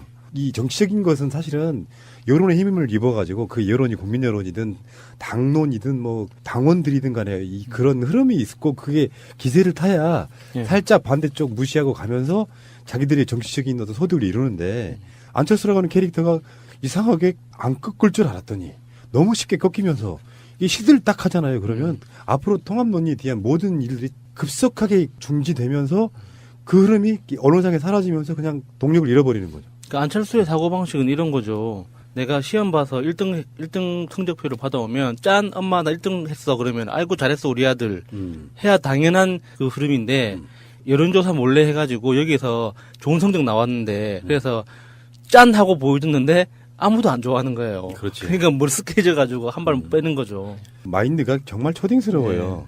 야수님 한마디 부탁드릴게요. 정말 실망입니다. 언제 들어도 웃겨요. 그만 좀 개를 끼치십시오. 근데 문제는 이제 더불어민주당은 50% 이상의 지지율로 어떤 상승 일로에 있잖아요. 어쩌면 국민들의 심리 분석을 뭐 제 나름대로 한번 해보자면 이런 게 있습니다. 그러니까 더불어민주당의 지지율이 높은 이유가 뭘까요? 잘하는 거 이유 빼고 다른 당에 비하면 훨씬 안정돼 보이고 뭔가 체계적으로 잘하잖아요. 선거에 이겼던 것도 맞고. 근데 왜 50% 지지율이 더 상회하는 시너지가 뭐가 있을 거라고 생각하세요, 여러분은? 사실 더불어민주당과 정의당을 제외하면 원내에 있는 정당 중에 좀 사람답다, 그냥 정상적이다, 예측 가능하다 이렇게 생각할 수 있는 정당이 없잖아요. 거기에는 그 지지율에는 앞으로 집권 여당이 돼서 좋은 나라 만들어 주길 바라는 기대치가 섞여 있는 거거든요. 잘해 주기를 바라는 마음이 섞여 있는 거라고요. 더불어민주당 지지율은 어마어마한 사태 같은 게 직면하지 않으면 별로 지지율이 빠지지 않을 거예요. 예를 들어서 내가 호남 사람인데 문재인 대통령이 야구장에 갔다고 해서 더불어민주당을 찍어주는 건 아니겠죠. 친근감은 생기겠지만 문제는 더불어민주당이 지방선거를 승리 잘해가지고 국정 안정되게 이끌어라고 생각하는 그 표들이 거기에 들어있다는 거예요. 그러니까 더불어민주당의 지지율은 50%를 상회하는 지지율을 항상 갖고 있고 나머지 지지율들을 나눠먹기 하는데 그중에 가장 높다는 자유한국당이 15% 박스권에 지금 갇혀서 허우적거리고 어떤 조사는 20%가 나오기도 하는데 20%든 15%든 무슨 의미가 있냐고요. 민주주의 선거에서 말이에요. 네. 그렇게 하다 보니까 자유한국당이 벗어나 보겠다 해서 친박 탈피하려고 하지만 바른정당과의 합당 없이는 신전지가 안 나고 친박을 출당시키려고 하니 친박이 반발해서 지금 이제 개싸움 났고 홍준표의 치부가 다 까발려지고 있고 사실 국민들이 보는 입장에서 짜증도 나지만 어떻게 보면 재밌기도 해요. 네. 저렇게 자중질환에 빠지는구나. 뭐 이 상태가 좋은 것 같고요. 그런 말 있잖아요. 잘 되는 집안은 대통령이 가서 시구를 하고요. 못하는 집안은 당대표가 미국에 가서도 어떤 그 성과도 없이 돌아오는 겁니다. 모형 미사일 하나 기념품으로 사오겠죠. 그러면은 이제 국민의당과 바른정당이 선거연대, 사실 그것도 어려워요. 선거연대도 말이 그거지. 그냥 아직 나는 그 미련을 못 버렸어 정도의 마음의 표시인 것 같고요. 둘이 합쳐지는 건 물 건너갔고, 이제는 이제, 그럼 바른과 그 자유당, 요 두 당만 이제 합쳐지는 거가 물 건너가면은 아주 해피하게 끝나는 거네요. 뭐 합쳐져도 이 상태로 있어도 둘 다 뭐 결과는 크게 다를 거라고 보진 않아요. 그러니까 안 되죠. 예. 그러니까 합쳐지지 않을 거예요. 한여름밤의 꿈처럼 가고 있는데 정작 뭐 문재인의 신적편에 뭐네 해서 이렇게 들이댔지만 진짜 스머프들 같지 않아요 이제는. 국민들의 지지는 없지. 지들끼리 무슨 그림 그리다가 아이고 미안해 연대나 할게 실망입니다. 그러고 있고 저쪽에서는 친박 청산이라고 꺼내 들었는데 사실 홍준표나 서청원이나 덕인 개긴 적폐로서는 다 똑같은 수준들인데 그들 저러고 있는 거예요. 내년 지방선거를 또는 내년에 있을 재보궐까지 포함해가지고 당이 제대로 정비가 되는데 당이라는 게 어느 날 갑자기 우리 합친다? 그럼 그다음부터 되는 게 아니잖아요. 그렇죠. 전당대회 해야 되고 정치적 일정이 엄청 많아요. 그리고 나서 지방 조직들 재정비해야 되고 후보도 받아야 되고 하는데 이렇게 일사불란하게 뭔가 시스템적으로 어떤 일정표대로 가지를 못하고 유야무야하면 내가 만약에 경상북도에 유력한 어떤 지도자가 되고 싶은 사람이야. 보수들끼리 서로 분란 나고 그래서 뭔가 당선 가능성도 별로 없어요. 그러면 출마를 안 하거나 민주당으로 올 수도 있다는 거거든요. 그러니까 이 일정상 그들은 내가 봤을 때 11월 달을 마지노선으로 보는 것 같아요. 왜냐하면 12월 달은 어수선하고요. 1월 달 가면 딱 정확하게 지방선거 국면으로 들어간다고 보면 정치 일정을 올해 11월 달까지 맞춰놓지 않으면 사실상 많은 것들이 힘들어진다는 부분에서 지지자들의 기대도 접혀요. 기대가 접힌다고. 지방선거로 좀 이겨가지고 좀 정권 뺏긴 거 좀 안갚음하고 싶은데 지지율은 그밖에 안 나와. 그런 형태로 가지 않을까 싶어서 지금 스머프들의 대행진 이런 느낌이라고 생각이 듭니다. 그러니까 지금 박근혜가 대통령에 당선됐던 그날 이후로 친박 세력들을 보면서 마음속으로 응원하기는 이번이 처음이에요. 박근혜 그 출당 문제 가지고 최고위 의결 이슈가 지금 있잖아요. 거기에서 이제 친박이 그 표를 안 몰아주면 친박이 가만히 있어주면 출당이고 친박이 버티면은 그것도 이제 무효되는 건데 그러니까 무효된다는 이 말도 지금 한국당 내부적으로 정리가 안 됐잖아요. 지금 어떻게 해야 될지 모르는 정말 말 그대로 자중질환에 빠져 있는데 친박 세력이 계속 버텨줬으면 좋겠어요. 그래서 체계적으로 뭐 분리되고 이게 아니라 어느 순간 공중 폭파하듯이 이렇게 좀 장렬하게 좀 그런 그림을 만들어주기 위해서라도 친박 세력들이 꿋꿋하게 버텨줬으면 좋겠습니다. 그래서 홍준표가 아무것도 할 수 없게 그런 상황을 계속 만들어주면 좋겠네요. 그러니까 이게 리스크가 너무 커요. 홍준표는 감옥에 갈 수도 있어요. 막 예를 들어서 내가 친박 청산하겠다고 칼을 쫙 장엄하게 빼들었는데 뒤에서 경찰이 와가지고 소갑쳐가고 대법원에서 이제 수감돼야 되니까. 3분 남았으니까. 그것도 있고 친박들 입장에서도 답이 없는 거잖아요. 거기 자유한국당은 결사체가 있는데 지들끼리. 근데 다수의 세력은 아직도 친박들인데 누구 말처럼 누가 나서요 그 다음에. 홍준표를 제거한다고 해도 자유한국당이 깝깝한 거예요. 그러니까 자기들이 나설 수가 없으니까 바지 사장을 내세우는 거거든. 그 바지 사장을 내세워봐야 안 되는 상태가 되면. 그래서 저는 친박이 계속 버텼으면 좋겠다는 거예요. 내 말이 나오기도 힘들어요. 자기들이 갖고 있는 재산 문제라든지 당 재산 이런 문제들이 창당하는 게 엄청 힘든 일이거든요. 왜 바른정당에서 자유한국당으로 돌아간 그 13명의 의원들과 지금 가려고 하는 의원들이 왜 가려고 하겠어요? 그 지역 문제가 해결이 안 되니까 그렇죠. 큰 정당에서 호의호식하며 살고 싶은 거죠. 이게 그 홍준표가 서청원 등의 그 친박들하고 척을 지기가 어려운 상황이 돼버린 게 서청원하고 지금 말다툼이 벌어졌었잖아요. 사실 성완종 리스트 관련해가지고 굉장히 좀 이게 박 터지게 싸우는 모양새였는데 여기에 페북에다가 글을 쓴 홍준표가 자백을 했어요. 그러니까 범죄를 네, 범죄를 자백해서 이게 아마 대법원 상고심 재판에 굉장히 큰 영향력을 미칠 거예요. 그리고 이 사람은 갈 겁니다. 형무소로. 갈 계획이게 되면 아마도 이게 자유당은 다시 신새누리당으로 당명을 바꾸지 않을까 싶어요.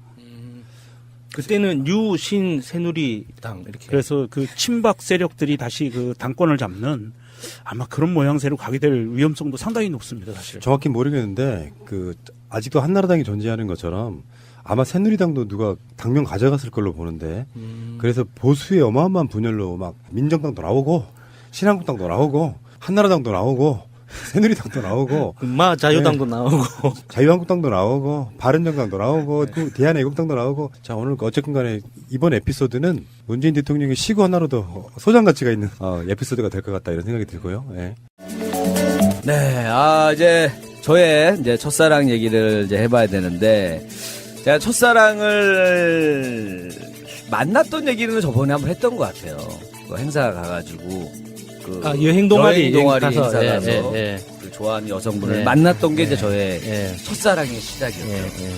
근데 진짜 그 기분이라는 게 있잖아요. 맨날 저 첫사랑이 되게 늦었으니까 맨날 그 가족들하고 지내고 또 남자 친구들하고만 이렇게 잘 지냈는데 이성의 여자가 이제 저를 좋아한다라는 그 느낌이 너무 충격적이고 너무 좋았던 거. 첫사랑의 그 느낌이. 근데 왜냐하면 저는 이제 좀 너무 어릴 때 빨리 느끼질 않았기 때문에 그 느낌이 굉장히 좀 섬세하게 남아있죠. 뭔가 진짜 그런 표현들 많이 하잖아요. 막 다 가진 느낌 있잖아. 누구 하나 부러운 게 없어지는 그 느낌. 세상이 아름다워 보인다라는 표현도 하고. 그러니까 뭐 그런 표현도 하잖아요. 뭐 비를 좋아하는 사람은 추억이 많은 사람이고 눈을 좋아하는 사람은 순수한 사람이고 꽃을 좋아하는 사람은 마음이 아름다운 사람이고 세상 모든 게 아름다워 보이는 사람은 지금 사랑하고 있는 사람입니다. 뭐 이런 표현을 해요. 그런 걸 왜 외우고 다녀요? 그냥 외워줬어요. 예전에 좀 외우다가 보니까 이런 명언 같은 것들을 신기해. 좀 좋은 것들 있잖아요. 네. 몇 개 꽂히는 것들은 이렇게 외워요. 하고 써보기도 하고 지금도 조금 문장이 한두 개는 틀렸는데 갑자기 생각지도 못할 때 쓰다 보니까 이제 전체적인 느낌은 비슷한데 어쨌든 그런 느낌을 줬던 친구를 이제 처음 만났고 그래서 뭐 근데 그때는 이제 저희도 개그맨 초창기 때는 이제 돈이 너무 없을 때니까 좋은 데를 못 다니는 거예요. 좋은 데 잘 못 다녀요. 그러니까 뭐 한강 가서 뭐 유람선 요 얘기가 기가 막힌 얘기가 있구나 생각하고 유람선 나오니까. 그 친구가 정말 괜찮았어. 내가 봤을 때는 그 배우 중에서, 약간 좀 결혼했는데 한시 들어간 한지혜 느낌이 좀 났었어. 그 여자, 그 첫사랑 네, 여자분이요? 첫사랑 친구가. 일단 믿도록 하겠습니다. 일단 믿어주세요. 확인이 안 되니까. 키도 컸어. 예. 저하고 1cm밖에 차이가 안 났어. 제 첫사랑도 누구도 배우랑 비교할 거야. 아우, 씨. 아니, 아까 그 격투기 선수랑 비교하면 돼요. 괜찮습니다. 격투기 선수랑. 한번 비교할게요. 갖고, 정말 괜찮은 친구였는데, 갖고 이제 그게 중요하잖아요. 그 첫 키스라는 게 참 중요했는데 되게 의도치 않게 했어요. 의도치 않게 종소리가 났어요? 종소리가 나기 전에 그 과정이 중요해요. 왜냐하면 이제 연애를 많이 안 해본 사람은 타이밍을 못 잡는단 말이에요. 근데 진짜 저 타이밍을 못 잡고 있었어요. 근데 그날 왜 그런지 모르겠는데 그 한강에서 유람선을 타고 싶어가지고 한강을 간 날이 있어요. 한강 그 친구랑 한강에 딱 갔는데 유람선을 탔어요. 둘이 딱 탔는데. 다 애들이 거기 같이 유람선 탔던 사람들이 장미꽃을 이렇게 들고 있고 그런 거예요. 그날이 성년의 날이었어요. 그래갖고 나중에 한참 뒤에 아는 거죠. 배가 어느 정도 가다 보니까 남녀들이 이렇게 또 키스를 하는 거예요. 왜냐면 원래 성년의 날 받는 게 이제 키스랑 향수랑 장미 이게 세 개잖아요. 그래서 키스를 하고 있으니까 우리도 연애 초창기니까 보다 보니까 자연스럽게 이제 거기서 의도하지 않았는데 근데 정말 그 성년의 나라고 맞아 떨어져가지고 여기 분위기 깨면 안 되겠다 야 네. 이러면서. 근데 진짜 좋아. 그래서 근데 그리고 나서 이제 그 유람선에서 내렸죠. 내리고 나서도 이게 뭔가 또 제가 꽂히면 계속 해야 되거든요. 너무 좋은 거야. 20대 남자애들이 다 그런 거죠, 뭐. 너무 좋은 네. 거야. 이거 너무 좋은 거야. 그래서 유람선이 몇 바퀴를 돌았는지 모르겠어. 우리 내리고 난 다음에 계속 저기 하나 지나가고 또 한참 뒤에 또 하나 지나가고 계속. 그 입술이 퉁퉁 불어가지고. 그 정도. 그러니까 너무 이제 그렇게, 왜냐면, 제가 그때 좀 힘들 때 예전에 얘기 드렸을 거예요. 아마 그 방송국 그 계약 때문에. 방송국 쉴 때. 가장 힘든 시기에 만난 친구이기 때문에, 그래서 나는 또 그게 또 선물이라고 생각을 했으니까, 그 친구가 선물처럼 느껴졌거든요. 그래서 너무 잘 지내고 그랬는데, 좀 제가 막 해주지 못했어요. 처음 하다 보니까 뭐 이렇게 뭐 챙겨주거나 이런 거를 잘 이렇게 멋있게 좀 해주고 해야 되는데, 그런 게 좀 없었던 것 같아요. 그러다가 이 친구도 이제 한 번은 걔네 어머니를 한번 보여준 적이 있어요. 한 3년 정도 사귀었을 때, 여자분이 이제 엄마를 보여준다는 게 어떤 의미예요, 마차님? 그렇죠. 끝난 거죠. 어떤 의미예요? 함께해요? 무슨 의미인 거야? 도대체? 함께해요? 그 친구 전주 살았던 친구인데, 저 이제 전주에 어머니가 하는 가게로 저를 데리고 간 적이 있었어요. 근데 저 같은 경우에는 그렇게 큰 의미 안 두셔도 될 것 같아요. 하도 보여줘가지고 그냥 의뢰로 보여주는 거야. 엄마한테 얘 어떤지 엄마 한번 봐봐. 봐봐도 있어요. 네. 사귄 지 얼마 만에 보여줘요, 보통? 대중 없는 것 같아요. 대중 없어요? 네. 초반에 보내주는 내가 좀 초반은 아닌 것 같아요. 네. 그러면 한 근데 1년? 1년 정도? 제가 절대적인 기준은 아니니까 1년은 넘어야지 엄마한테 보여줄 수 있지 1년 않을까? 정도? 그래도 어느 정도 괜찮은 사람이니까 보여주는 거 아니에요? 네, 그쵸. 그래서 그런가요? 어머니 보고 그 다음에 조금 지나서 그때도 이제 만약에 비슷했어요. 아까 그 야순 얘기하신 거랑. 그러니까 저도 이제 그때가 이제 30살이 넘어 33살 때쯤이고 그 친구가 이제 29, 30 될 때쯤인데 준비해 놓은 게 없으니까. 네, 그때 첫사랑이었다고요? 20전 늦게 했다니까. 26, 7에 되니까. 개그맨 되고 나서 그 전까지는 사귀어본 여자가 없어요, 그러면? 한 명 있는데 그 친구는 이제 첫사랑으로 인정을 안 하고 제가 약간 그냥 그거는 그냥 뭐라 그럴까 메인 이벤트 전에 큰 예고편처럼 그러면은 그 유명한 마법사? 아니 그 친구는 뭐냐면 만났는데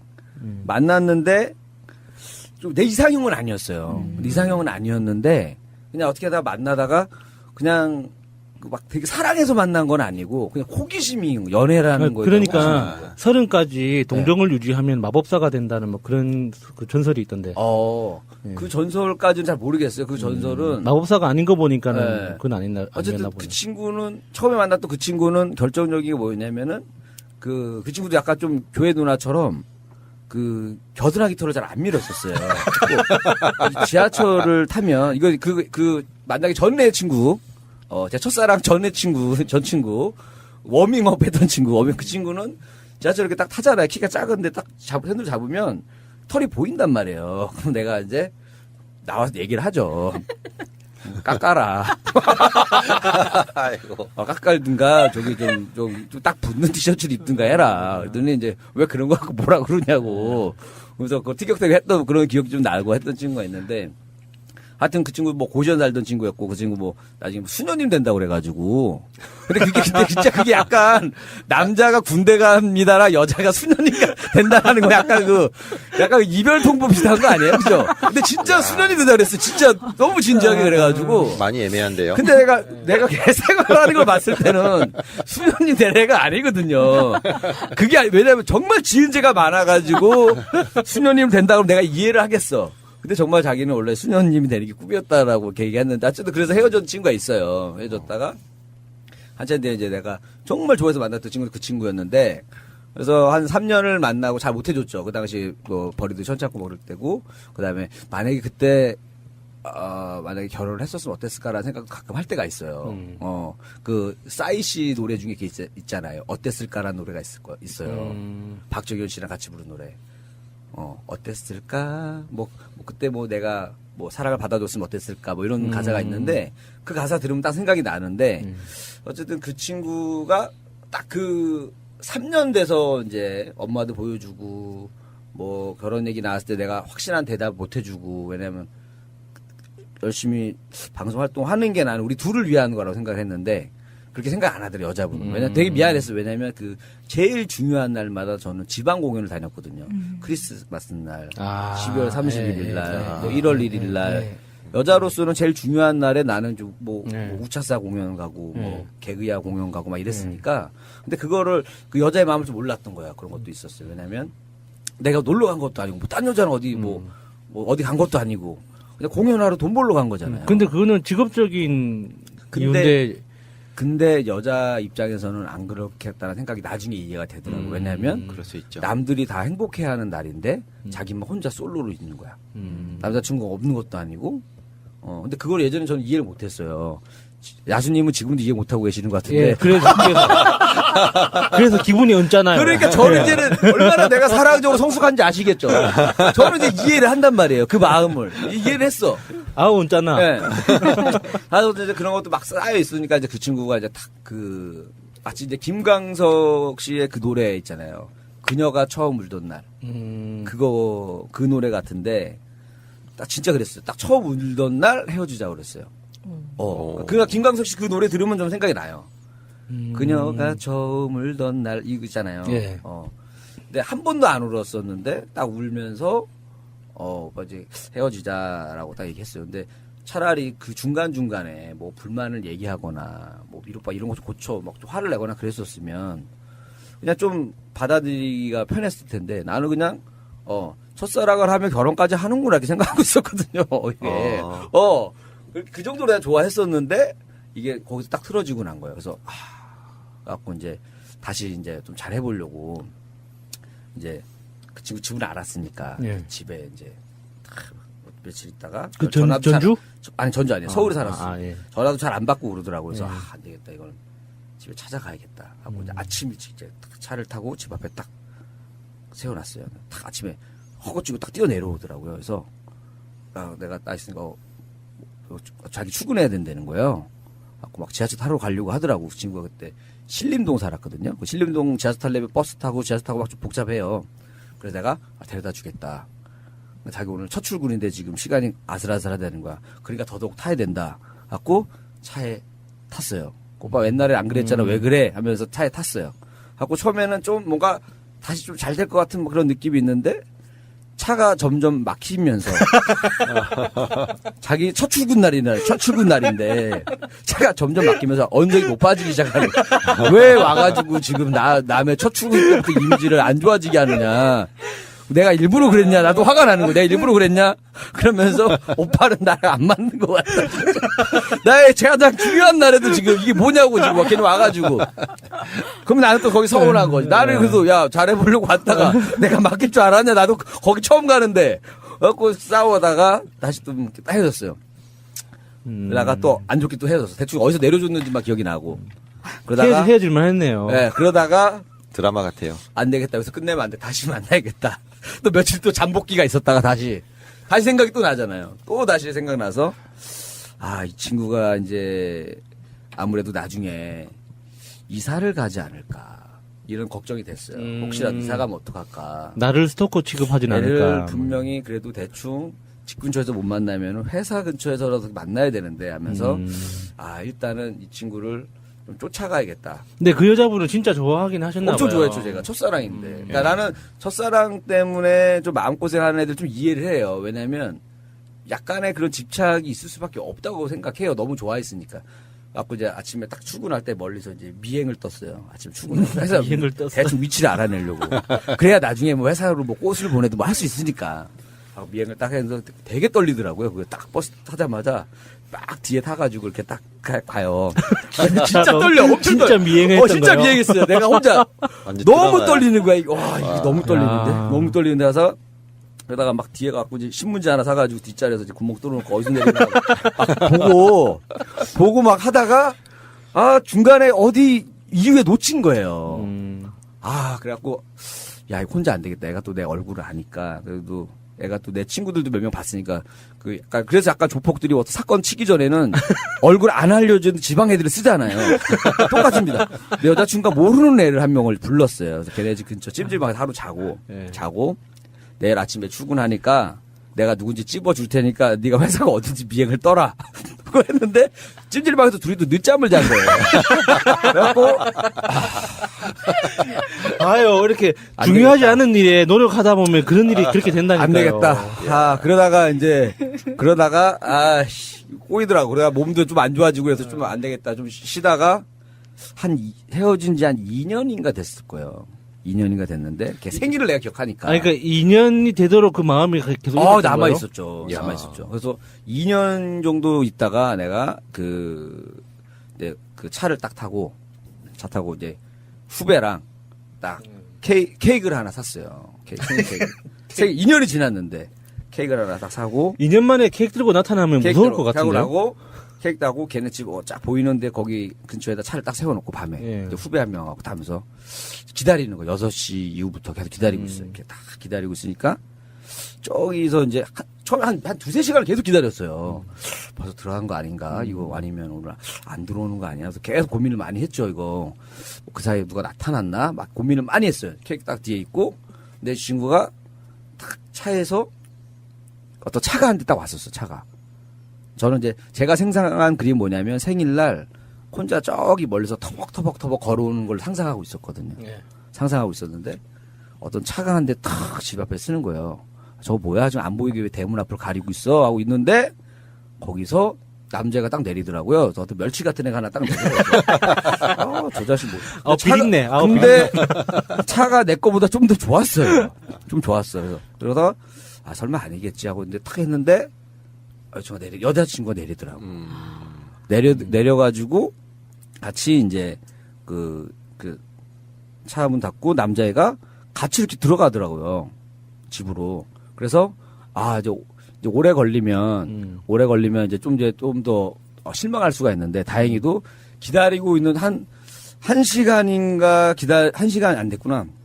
한 2-30분 기다리니까 나오더라고 남자가. 그러니까 데려다 주고 나온 것 같아요. 나왔는데 그때 이제 그런 생각이 들더라고. 이거를 어떻게 해야 될까 이제 차로 어떻게 해야 되나 이 친구를 이렇게 나쁜 생각이 들 정도로 들이받아 버릴까 들이받아버리고 뭐 이런 싶더라고. 생각을 했다는 거예요. 들이받아보고 싶더라고. 그래서 근데 이제 옆에 참았죠. 이거를 같이 했던 후배가 한 명 있어요. 이 친구랑 같이 이제 그때 만나면 같이 그 얘기 해요. 계속. 형 그때 그래 내가 옆에 그때 케이크 산 날 옆에 있지 않았냐. 그 얘기 좀 그만하라고 내가 그러다 했던 애가 있어요. 케이크를 어떻게 버렸어요? 먹었어요? 제가 항상 좀 알뜰한 사람이에요.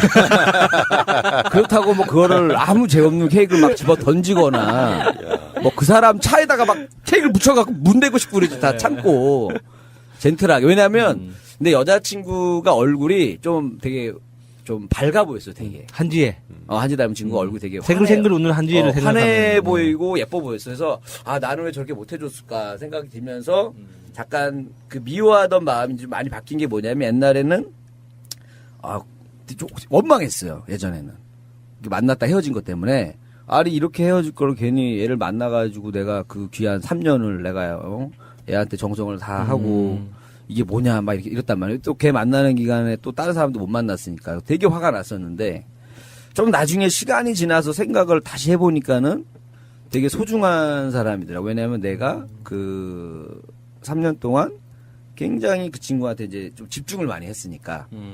그러니까 나의 소중한 추억을 만들어준 사람인데 내가 그렇다고 이게 결과가 안 좋았다고 해서 그 기간까지 이렇게 부정하는 게 좀 아니다 생각이 들었는데 그래서 그때 그 친구 때문에 제가 시집도 많이 읽었어요. 그때 읽었던 시집이 이제 원태현 씨의 시집. 야, 원태현 씨. 손끝으로 원을 그려봐. 내가 그릴 수 있는 한 크게 그걸 뺀 만큼 널 사랑해 이건데 여기 제가 좋아했던 좀 시집이 몇 개 있었어요.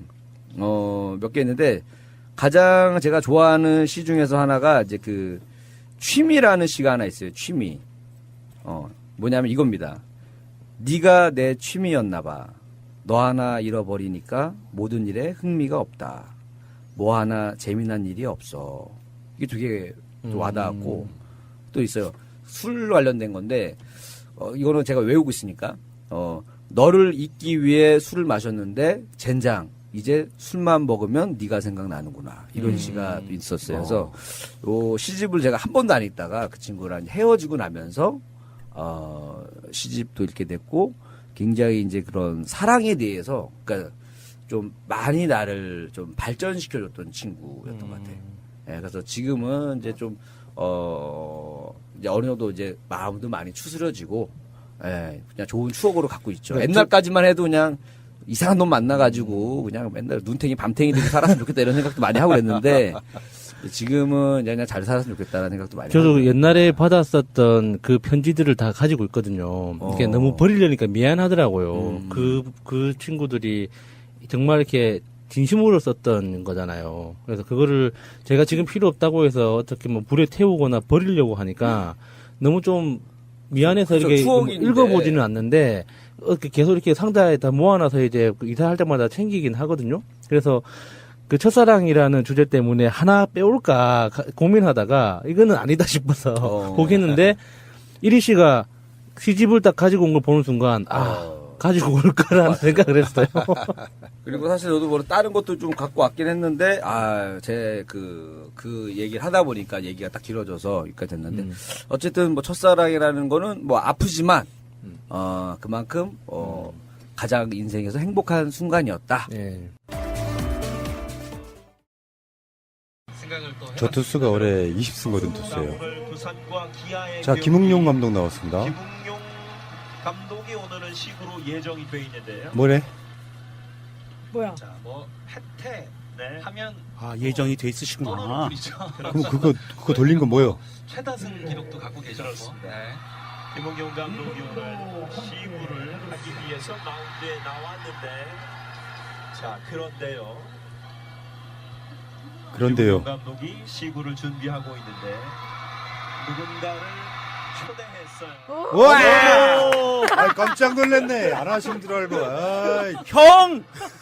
형 언제 왔어? 광주 분들 난리 났습니다, 지금. 아유, 광주 사람들 아주 행운이. 오, 대단한. 나 깜짝 놀랐어, 지금. 근데 정말 배려가 돋보이네요. 한 팀 유니폼을 갖고 나온 게 아니라. 대통령이 직접 시구하네. 국가대표팀 점포를 입고 나왔어요.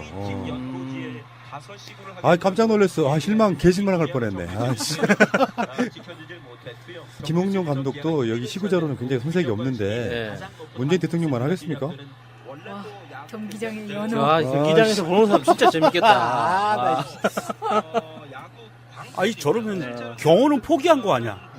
에이, 세상 뭐를 이렇게 부정적으로 봐.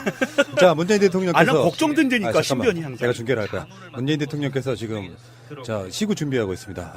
원래는 투수판 뒤에 딱 붙여서 하는 것이 이제 정상적인 투구고요. 아마추어들은 더 앞에서 하기도 합니다. 한 발짝 정도 앞에서 지금 시구를 하고 있죠. 자, 오늘 불펜에서 연습을 코리안 최다승 김종수 코치가 좀 도움을 해줬다고 안타깝네요. 저게 패스트볼이라고요. 싱커예요, 싱커. 문재인 대통령이 한국 시리즈 1차전 경기에 실제로요, 대통령들이 시구한 경우가 그렇게 많지는 않았는데요. 사실 저도 다 김웅용 감독을 알고 있었는데 프로야구 원년에 문재인 대통령이 시구를 한번 첫 게임 시구를 전두환 그 당시 대통령이 했던 걸로 기억하는데, 그때와 지금은 완전히 다른 형태죠.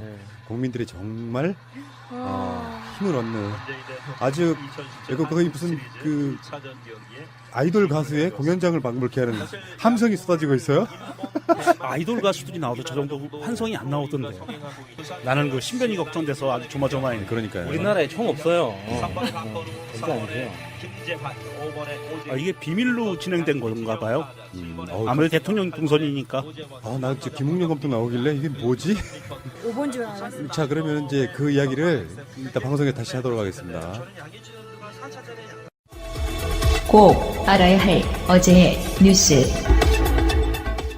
지난 2013년 말 북한 김정은의 고모부인 장성택이 숙청됐다는 소식이 전해졌습니다. 이듬해 박근혜 당시 대통령은 신년 기자회견에서 통일은 대박이라고 말했고, 김정은 체제가 흔들리고 있으며 통일이 멀지 않았다는 전망이 나왔습니다. 당시 국정원도 청와대에 장성택 숙청 이후 김정은 체제가 흔들려 붕괴 조짐이 보인다는 취지의 분석 보고서를 올린 것으로 확인됐습니다. 하지만 이 보고서는 왜곡된 것이었습니다. 당시 대북 정보를 담당했던 국정원 고위 관계자는 김정은과 서기실 중심의 시스템이 굳건해 친중파인 장성택의 숙청으로 오히려 김정은 체제가 안정될 것이라고 남재준 원장에게 직접 보고했지만 전혀 반영되지 않았다고 말했습니다. 박근혜 정부의 입장과 다른 정보는 무시됐다는 겁니다. 또 다른 국정원 고위 관계자는 지난 정부에선 철저히 정권이 원하는 정보만 양산에 보고됐다면서 같은 사실을 가지고 정권의 입맛에 맞는 쪽으로만 분석돼 왔다고 말했습니다. 심지어 장마당에서 패싸움이 난 것을 북한 체제에 불만을 가진 사람들이 집단 반발하고 있다, 전국으로 확산하고 있다는 식으로 조작 보고를 했던 사실도 있었습니다. 박근혜 정부 기간 내 북한이 무너져 흡수 통일이 가능할 것이라는 정보를 청와대에 수차례 보고한 것으로 알려졌습니다. 하지만 이런 보고들은 북한의 현실과 전혀 동떨어진 내용이었고 북한은 그동안 김정은 체제를 더욱 공고히 하면서 핵과 미사일을 개발하고 있었습니다. 정호성 전 비서관은 최순실 씨에게 청와대 비밀 문건을 건넨 혐의로 지난해 재판에 넘겨졌습니다. 지난 5월 심리가 끝났지만 재판부는 공범 박근혜 전 대통령과 함께 선고하기 위해 선고를 미뤄왔습니다. 하지만 박 전 대통령 재판이 파행을 빚으면서 다음 달 19일로 구속 만기가 다가오자 오늘 6개월 만에 결심 공판을 열었습니다. 검찰은 징역 2년 6개월을 구형했습니다. 정 전 비서관이 청와대 문건 유출과 청문회 불출석 등 혐의를 모두 인정했지만 국정농단의 책임이 중대하다는 겁니다. 하지만 정 전 비서관은 박 전 대통령이 최순실 씨에게 비밀 문건을 보내주고 의견을 듣는 것이 통치행위의 일환이라는 주장을 펼쳤습니다. 박 전 대통령을 우리 정치사에서 가장 비극적인 사람으로 규정하며 대통령을 잘 모시지 못해 책임감을 느낀다고도 말했습니다. 선고는 다음 달 15일 이뤄질 예정입니다. 이명박 정부 때인 2009년 5월 당시 지식경제부는 산업은행을 내세워 자원개발 펀드를 조성합니다. 3,367억 원을 들여 세 곳의 가스전에 투자했다는 의미로 트로이카 해외 자원개발로 불린 사업입니다. 하지만 올해 6월까지 수익률이 마이너스 96%를 기록하는 등 무리한 자원외교란 비판이 제기됐습니다. 손실이 커지면서 지난해 5월 산업은행은 대통령 광주에서 프로야구 한국 시리즈 1차전 시구한다고 돌았는데 오늘의 시구자로 전 해태타이거스 감독인 김웅룡 감독이 올라옵니다. 근데 김웅룡 감독도 그렇고 오늘 지금 같이 야구 보고 있는 김성환 감독도 그렇고 대선 때 문재인 대통령 지지를 선언했던 바로 그런 분들이고 그런 지지 선언이 사실 광주 분들한테 영향을 많이 줍니다.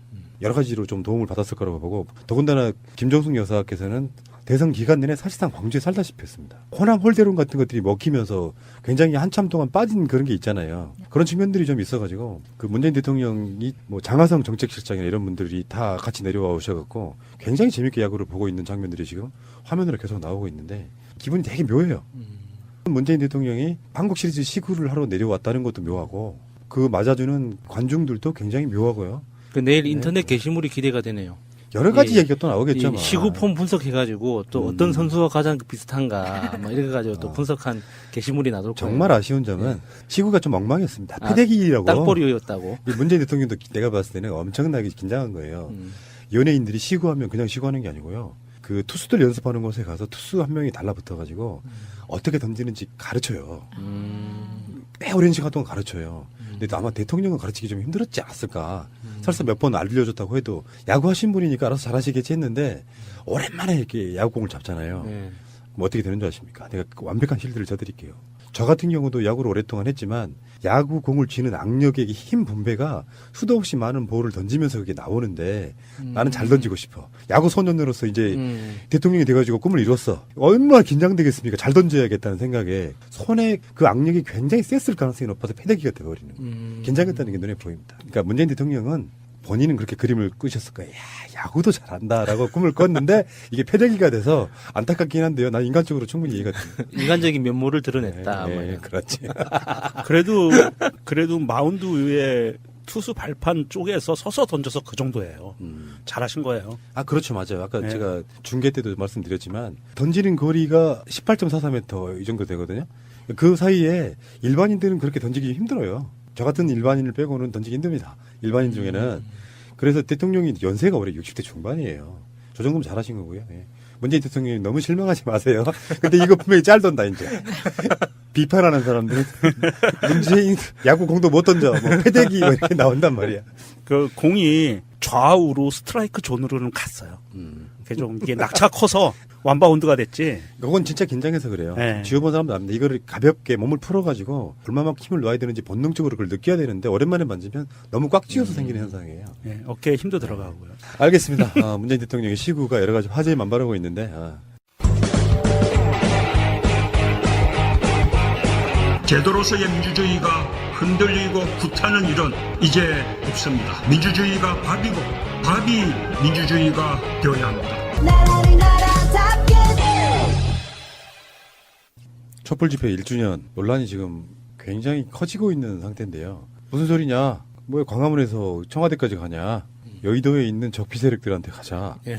이런 논란이 지금 있고요. 사실 저희들이 그 촛불 집회를 주도했던 퇴진행동 측의 박진 그 사회자 그분 인터뷰도 해봤지만 그 시작에 대한 좀 비판을 좀 해보고 싶어요. 그러니까 저도 그 인터뷰를 한 뒤에 그분들한테 전화를 받았어요. 굉장히 뭔가 잘못된 것 같다. 그분들이라 하면 어떤 분? 인터뷰했던 바로 그분들이죠. 예, 예. 가장 중요한 건 어떤 것도 예민한 문제에 대한 부분을 과거의 관행대로 뭔가를 하려고 하는 부분들이 가끔씩 이렇게 뒤탈이 나는 경우가 꽤 있습니다. 과거의 관행대로 아무 생각 없이 하다 보니 이게 이제 문재인 대통령이 촛불의 적이라 된단 말이냐 이렇게 결론적으로 내용보다는 태도 문제가 저는 가장 네. 중요했다고 봐요. 그러니까 예를 들어서 웹자보를 만들 때 청와대로 행진하는 것을 기본적으로 일단 걸었다고 치더라도 거기에 걸려있는 여러 가지 문구들 중에 문재인은 촛불의 경고를 들어라 이렇게 하는 것이 아니라 문재인 대통령 개혁 힘내세요라고 만약에 그 문구가 써졌다면 그래서 실제로 사람들이 감정이 상해버리지 않은 상태에서 의미는 담기 나름이니까요. 네.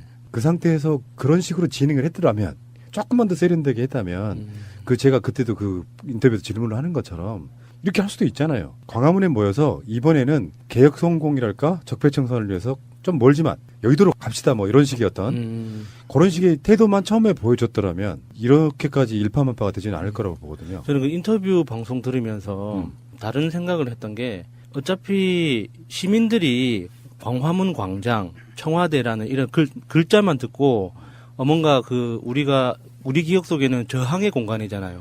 어떤 응징의 공간이었고 그래서 광화문 광장, 청와대라는 이 말을 듣고 그러면 문재인 대통령이 뭘 잘못했길래 우리가 거기에 모이지라고 오해할 수도 있고 당연히 그런 느낌을 받는 것 자체가 잘못된 건 아니라고 생각해요.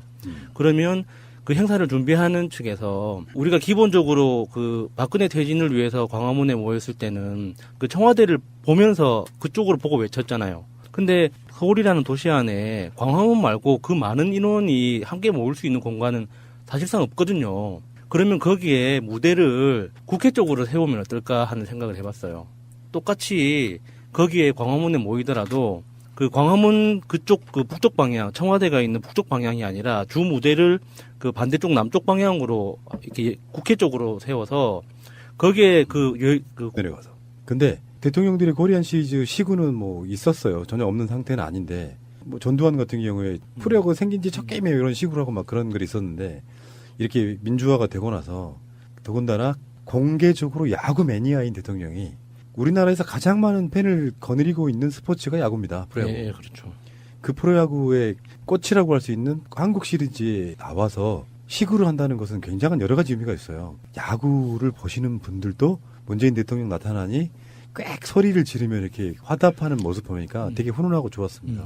그리고 문재인 대통령하고 김정숙 여사하고 김성한 선거전에서 김성한 감독이 문재인 대통령 지지선을 하고 그랬었잖아요. 예. 김웅룡 감독도 같이 포함되어 있는 시구만 하고 간 게 아니고요. 시구를 하고 나서 관중석에서 직접 보는 것까지 지금 하고 있는 중에 우리는 방송하고 있는 겁니다. 예.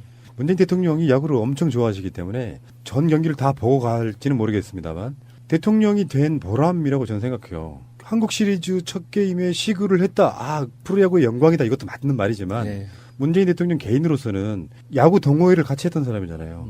근데 한국 시리즈에 진짜 선수들 나와서 하는 게임에 시구를 해. 그렇죠. 대학 때 그 대학 팀 선수를 했다고 하더라고요. 예. 자서전 보면. 정말 놀라운 배려는 사실은 홈구장에서 게임을 하게 되면 그 팀 유니폼 입고 나와서 시구하는 게 보통 상례거든요. 근데 이게 이제 한국 시리즈고 대통령이랑 위치가 있잖아요. 일개 연예인이 아니잖아. 우리나라 야구 국가대표팀 점퍼를 입고 나와서 시구를 하시는 거 보고 이것도 정말 배려를 하는구나. 또 그런 게 있어요? 파란색 코리아라고 써 있는 점퍼. 또 야구 매니아가 아니면 또 안 보이는 또 그런 게 있구나. 그렇구나. 그러니까 그게 그런 식으로 만들어지는 여러 가지 배려들이 있다는 것이 저는 굉장히 좋아 보이는 측면이었습니다. 어찌됐든 뭐 하루 일과 다 끝났는데 끝까지 다 보고 가셔도 상관없을 것 같아요. 그럼 이제 이걸 KTX 타고 가실까요? 자가용 타고 가실까요? 비행기 타고 가실까요? 헬리콥터 타고 가실까요? 헬리콥터 아닐까요? 그럴까요? 예. 실제로 야구장 안 가보신 분? 저요. 한 번도 안 가봤어요? 근처에만 가봤어요. 시끄럽구나. 이걸 확인했죠. 오늘 광주의 그 챔피언스 필드라고 하는 곳은 불과 몇 년 전에 정말 메이저리그식으로 깨끗하게 잘 지은 구장이거든요. 근데 광주의 인구가 130만 좀 돼요. 근데 올해 기아가 시즌을 1등으로 끝내면서 100만 관중을 돌파했어요. 사실 부산하고도 규모가 다르고 예. 서울에 홈팀이 2개가 있잖아요. LG랑 두산. 서울은 인구가 1000만입니다. 인천에도 있고 수원에도 있고 넥센은 목동에도 있고 수도권에 팀이 5개나 있는 거예요. 총 10개 팀 중에. 인구 때문에 그렇거든요.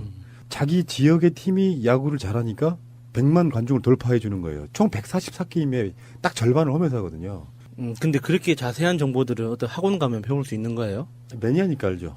야구의 매니아. 정말 신기하네요. 그럼에도 불구하고 나는 우리 항상 방송하는 시간이 야구 중계 시간하고 맞춰져 있잖아요.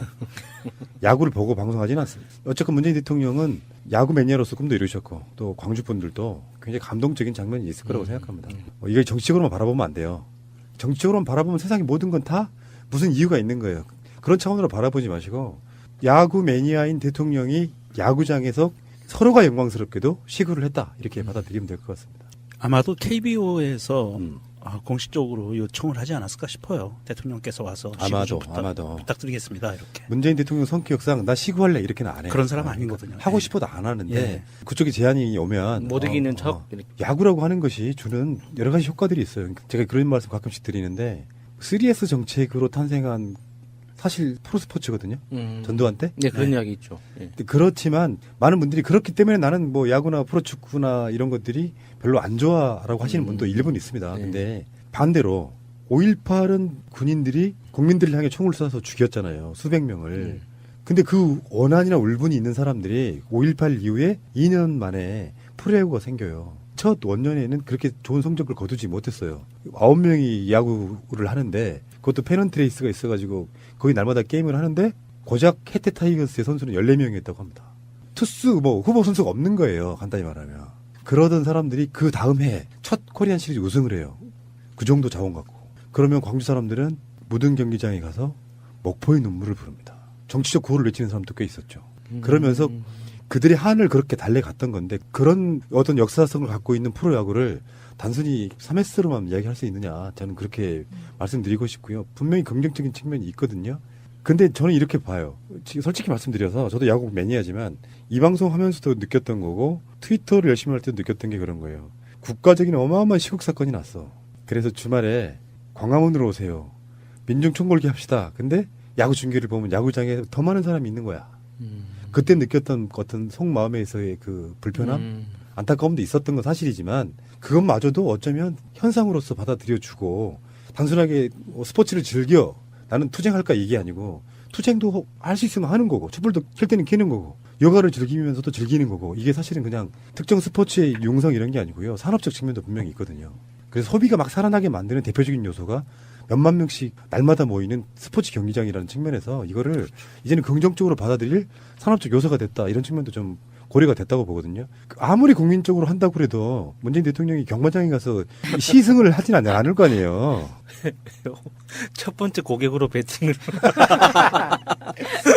자, 근데 어쨌건 그 처음에 김웅룡 감독이 나와서 뭐야 우리가 알고 있는 정보가 잘못됐나? 네. 엠버거가 돌았으니까 문재인 대통령 국회의 방향을 보고 시민들이 함성을 지를 수 있는 공간을 딱 그 마련해주면 훨씬 더 좀 시원하게 소통할 수 있지 않을까 하는 생각을 해봤거든요. 그 태도가 애초에 처음부터 잘못되다 보니 어떤 실드를 해도 이제 안 먹히는 게 된 거예요. 그러니까 세련된 기술이랄까요. 이런 것들을 좀 보여줬더라면 저는 이제 제일 뭐랄까 좀 걱정됐던 게 뭐였냐면 촛불은 어느 누구의 것도 아닌 국민의 것이잖아요. 근데 이게 어떤 분열로 보이는 부분, 찢어진다고 느껴지는 부분이 굉장히 좀 조심스럽다라고 말씀드리고 싶고요. 그러니까 설사 청와대로 행진한다고 해도 처음부터 딱 봤을 때 이게 문재인 대통령의 개혁을 바라는 건지 문재인 때리기를 하려는 건지 태도가 불분명한 느낌을 주는 거를 이렇게 배려 같은 거 없이 막 배포를 하고 날 때 이거 뭐야? 그럼 지금 문재인 대통령이 못한다는 소리냐? 이렇게 되고 나서는 어떤 설득도 먹히지 않는다. 저는 그렇게 보는 거예요.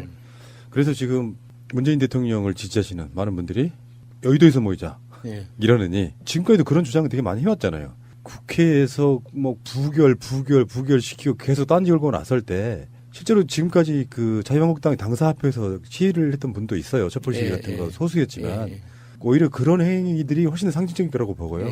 악의적으로 해석하지 않는다고 하면 광화문에서 행사를 열리는 것 자체는 나쁘지 않다고 생각해요. 상징의 공간이니까. 근데 그 이후에 어떤 스탠스로 어떤 세련됨으로 국민들의 마음을 얻지를 못하고 탁 반감 생기게 만드는 것 자체는 주최 측의 어떤 그 미흡함 일단 그렇게 보고요. 지금 여의도로 가시는 분들은 구체적으로 어디서 어떻게 만나는 건지 제가 말씀드리자면 워낙 많이 갔던 공간이라 잘 알아요. 국회의사당역 3번 출구를 나와가지고 뒤쪽으로 살짝 돌아서 왼쪽 앞쪽에 있는 쪽을 보면 국민은행이 있고 그쪽으로 조금만 들어가면 자유한국당이 있고 자유한국당 그 사거리 앞에 조금만 옆에 가면 정의당이 있고요. 조금만 덜 가면 예전에 동해빌딩이라고 민주당 당사가 있었는데 그게 옮겨졌죠. 그 뒤쪽으로. 그 주위에 다 있어요. 그러니까 정당들은 다 그쪽에 있다고 보시면 되는데 자유한국당 당사 앞에서 시위, 그러니까 촛불 시위 하는 거, 1주년 하는 거 저는 꽤 의미가 있는 행위라고 생각을 해요. 거기에 가실 분들 가시고요. 저희들 입장도 좀 생각해 주시기 바랍니다. 그게 뭐냐면 사실 촛불 집회 관련해서 뭐 여타에 우리 말고도 많은 팟캐스트들이 관련돼 있는 분들 인터뷰를 당시에도 많이 했지만 우리들 입장에서도 광화문 촛불 집회에 대한 어떤 그런 것들을 뭐 이렇게 연대 차원에서 이야기를 좀 해왔던 사람들이기 때문에 이거 한 몸으로 보시는 건 좀 위험해요. 저는 예를 들어서 여기 대표성 갖고 있는 저는 정치인들하고 술자리나 밥자리 거의 안 갔거든요. 특별한 경우에 최민희 의원님이 당신 밥 한 끼 꼭 사고 싶다 그러면 한 2주 걸려가지고 한 1시간 밥 먹고 나오는 정도가 전부인 사람이고 예를 들어서 촛불이라든지 등등 그런 분들도 방송 외적으로 단 한 번도 만난 적이 없어요. 어쩌다가 행사 홍보하고 싶다고 연락 오면 아 그래요 좋은 일이니까 인터뷰 합시다 뭐 이런 정도인데 그걸 한 몸으로 보셔가지고 뭐 그 사람들이 어쩌고저쩌고 실드를 치려고 하느냐 그런 건 전혀 아니고요. 다만 이런 건 있다고 봐야겠죠. 그러니까 원천적으로 잘못을 제공한 분들의 문제도 꽤 있을 거고요. 근데 이따가 다른 에피에서 그런 얘기가 나올 텐데 누군가가 보면 지금 퇴진행동 쪽이 잘못했다고 느끼는 게 그런 거예요. 누군가가 보면 촛불도 등 돌린 문재인 이렇게 보일 수 있는 지점을 왜 생각을 못했느냐 이런 거거든요. 그러니까 그렇게 좀 세련된 모습으로 좀 갔었으면 얼마나 좋았을까 싶고 안타깝긴 한데 그래도 광화문에서 열렸던 촛불 1주년은 또 의미가 있는 것이기 때문에 어느 쪽으로 가라 이렇게 말씀 못 드리겠지만 어떤 그런 행사들에 대해 가지고요. 제가 가장 우려하는 건 이쪽도 다 정권 교체를 이뤄낸 어떤 주체들인데 그게 분열됐다는 모습을 저는 보여주는 게 좀 안타깝다 이런 생각이 그게 듭니다. 안타까운 거예요. 우리가 문재인 대통령, 문재인 정권을 두고 어떤 애정 충성도 경쟁을 하는 게 아니잖아요. 누가 더 사랑하고 누가 더 좋아하는지 뭐 증명하듯이 이렇게 경쟁하는 것도 아니고 그리고 누가 문재인 내 거야 라고 이렇게 우리가 싸우고 있는 게 아니잖아요.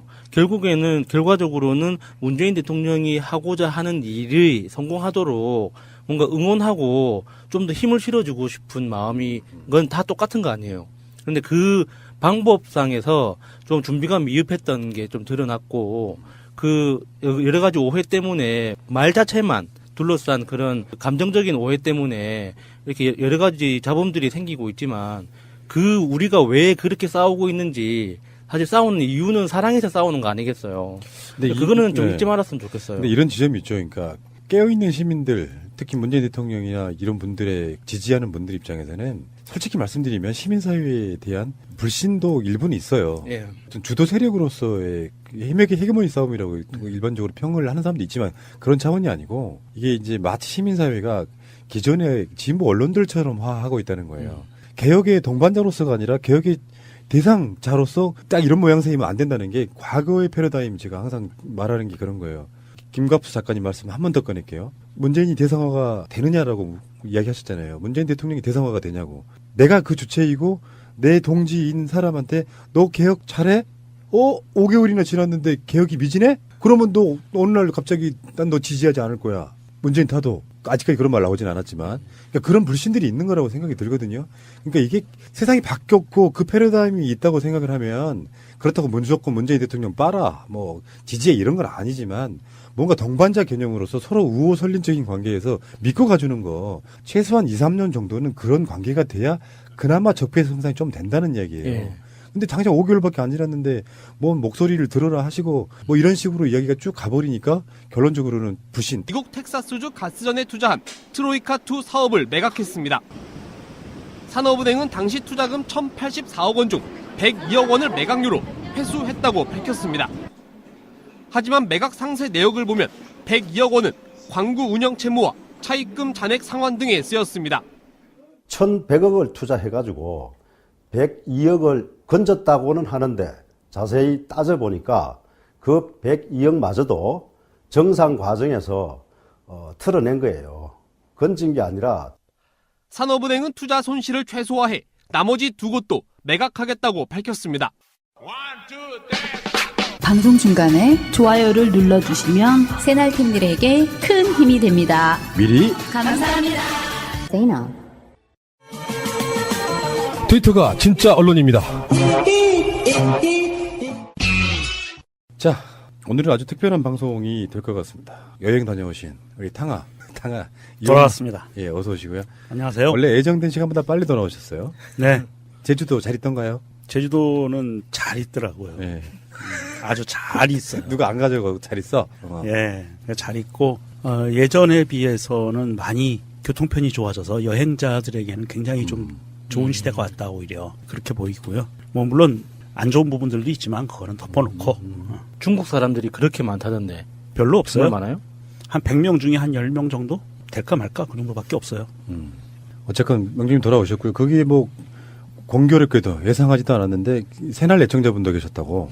예. 제가 제주공항에 도착해서 동부 쪽으로 그 해안도로를 타고 쭉 이제 걸으면서 여행을 했는데 서귀포에 도착해서 제가 뭐 작년에도 강정영화제 때 가서 잤던 곳이에요. 백패커스홈이라는 숙소인데 여행자 숙소. 유명한 그 게스트하우스 그거 그렇죠. 게스트하우스죠. 예. 거기 들어가서 프론트에서 얘기를 하는데 갑자기 옆에 있던 사람이 샤넬 유명종 씨 그러는 거예요. 목소리만 듣고. 깜짝 놀라가지고. 제가 그랬어요. 헐 그랬어요.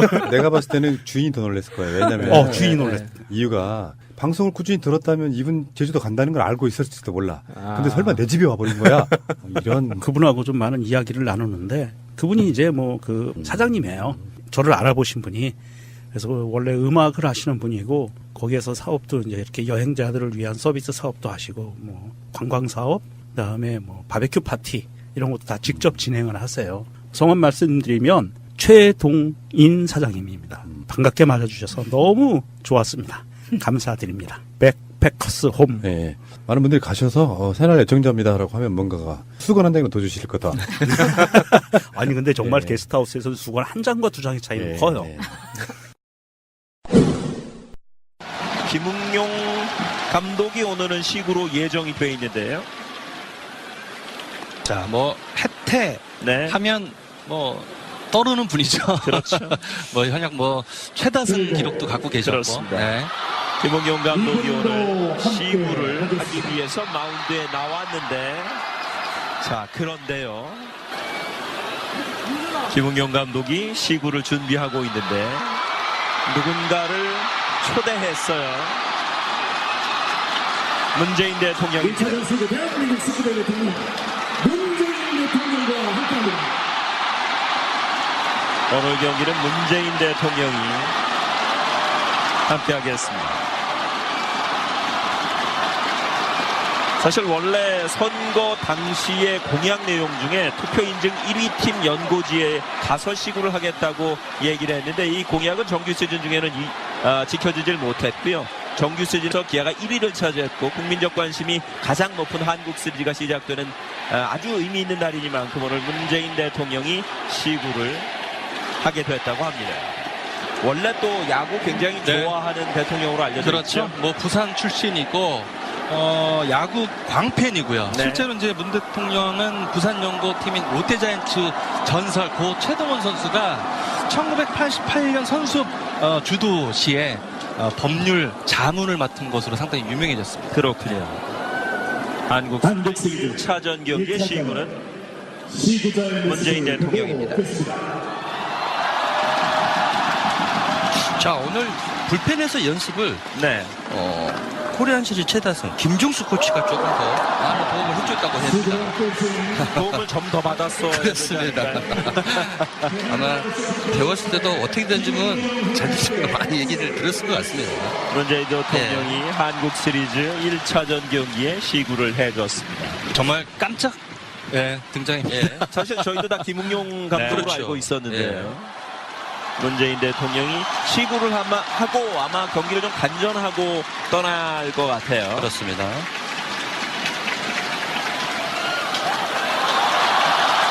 문재인 대통령이 2017 한국 시리즈 1차전 경기에 시구를 해주었습니다. 사실 야구를 뭐 일본, 대만, 미국, 우리나라 정도 프로리그가 성행하고 있는데 그 나라의 대통령이 시구를 한다는 건 참 의미가 있는 것 같습니다. 사실은 저는 이 주제만 갖고도 한 3시간 이야기할 수 있습니다. 사회, 문화, 경제적 의미까지. 이제 방송 인트로로 아마 나가는 걸 들으셨기 때문에 대충 눈치채셨을 거라고 보는데 문재인 대통령이 한국 시리즈 1차전 시구를 했습니다. 광주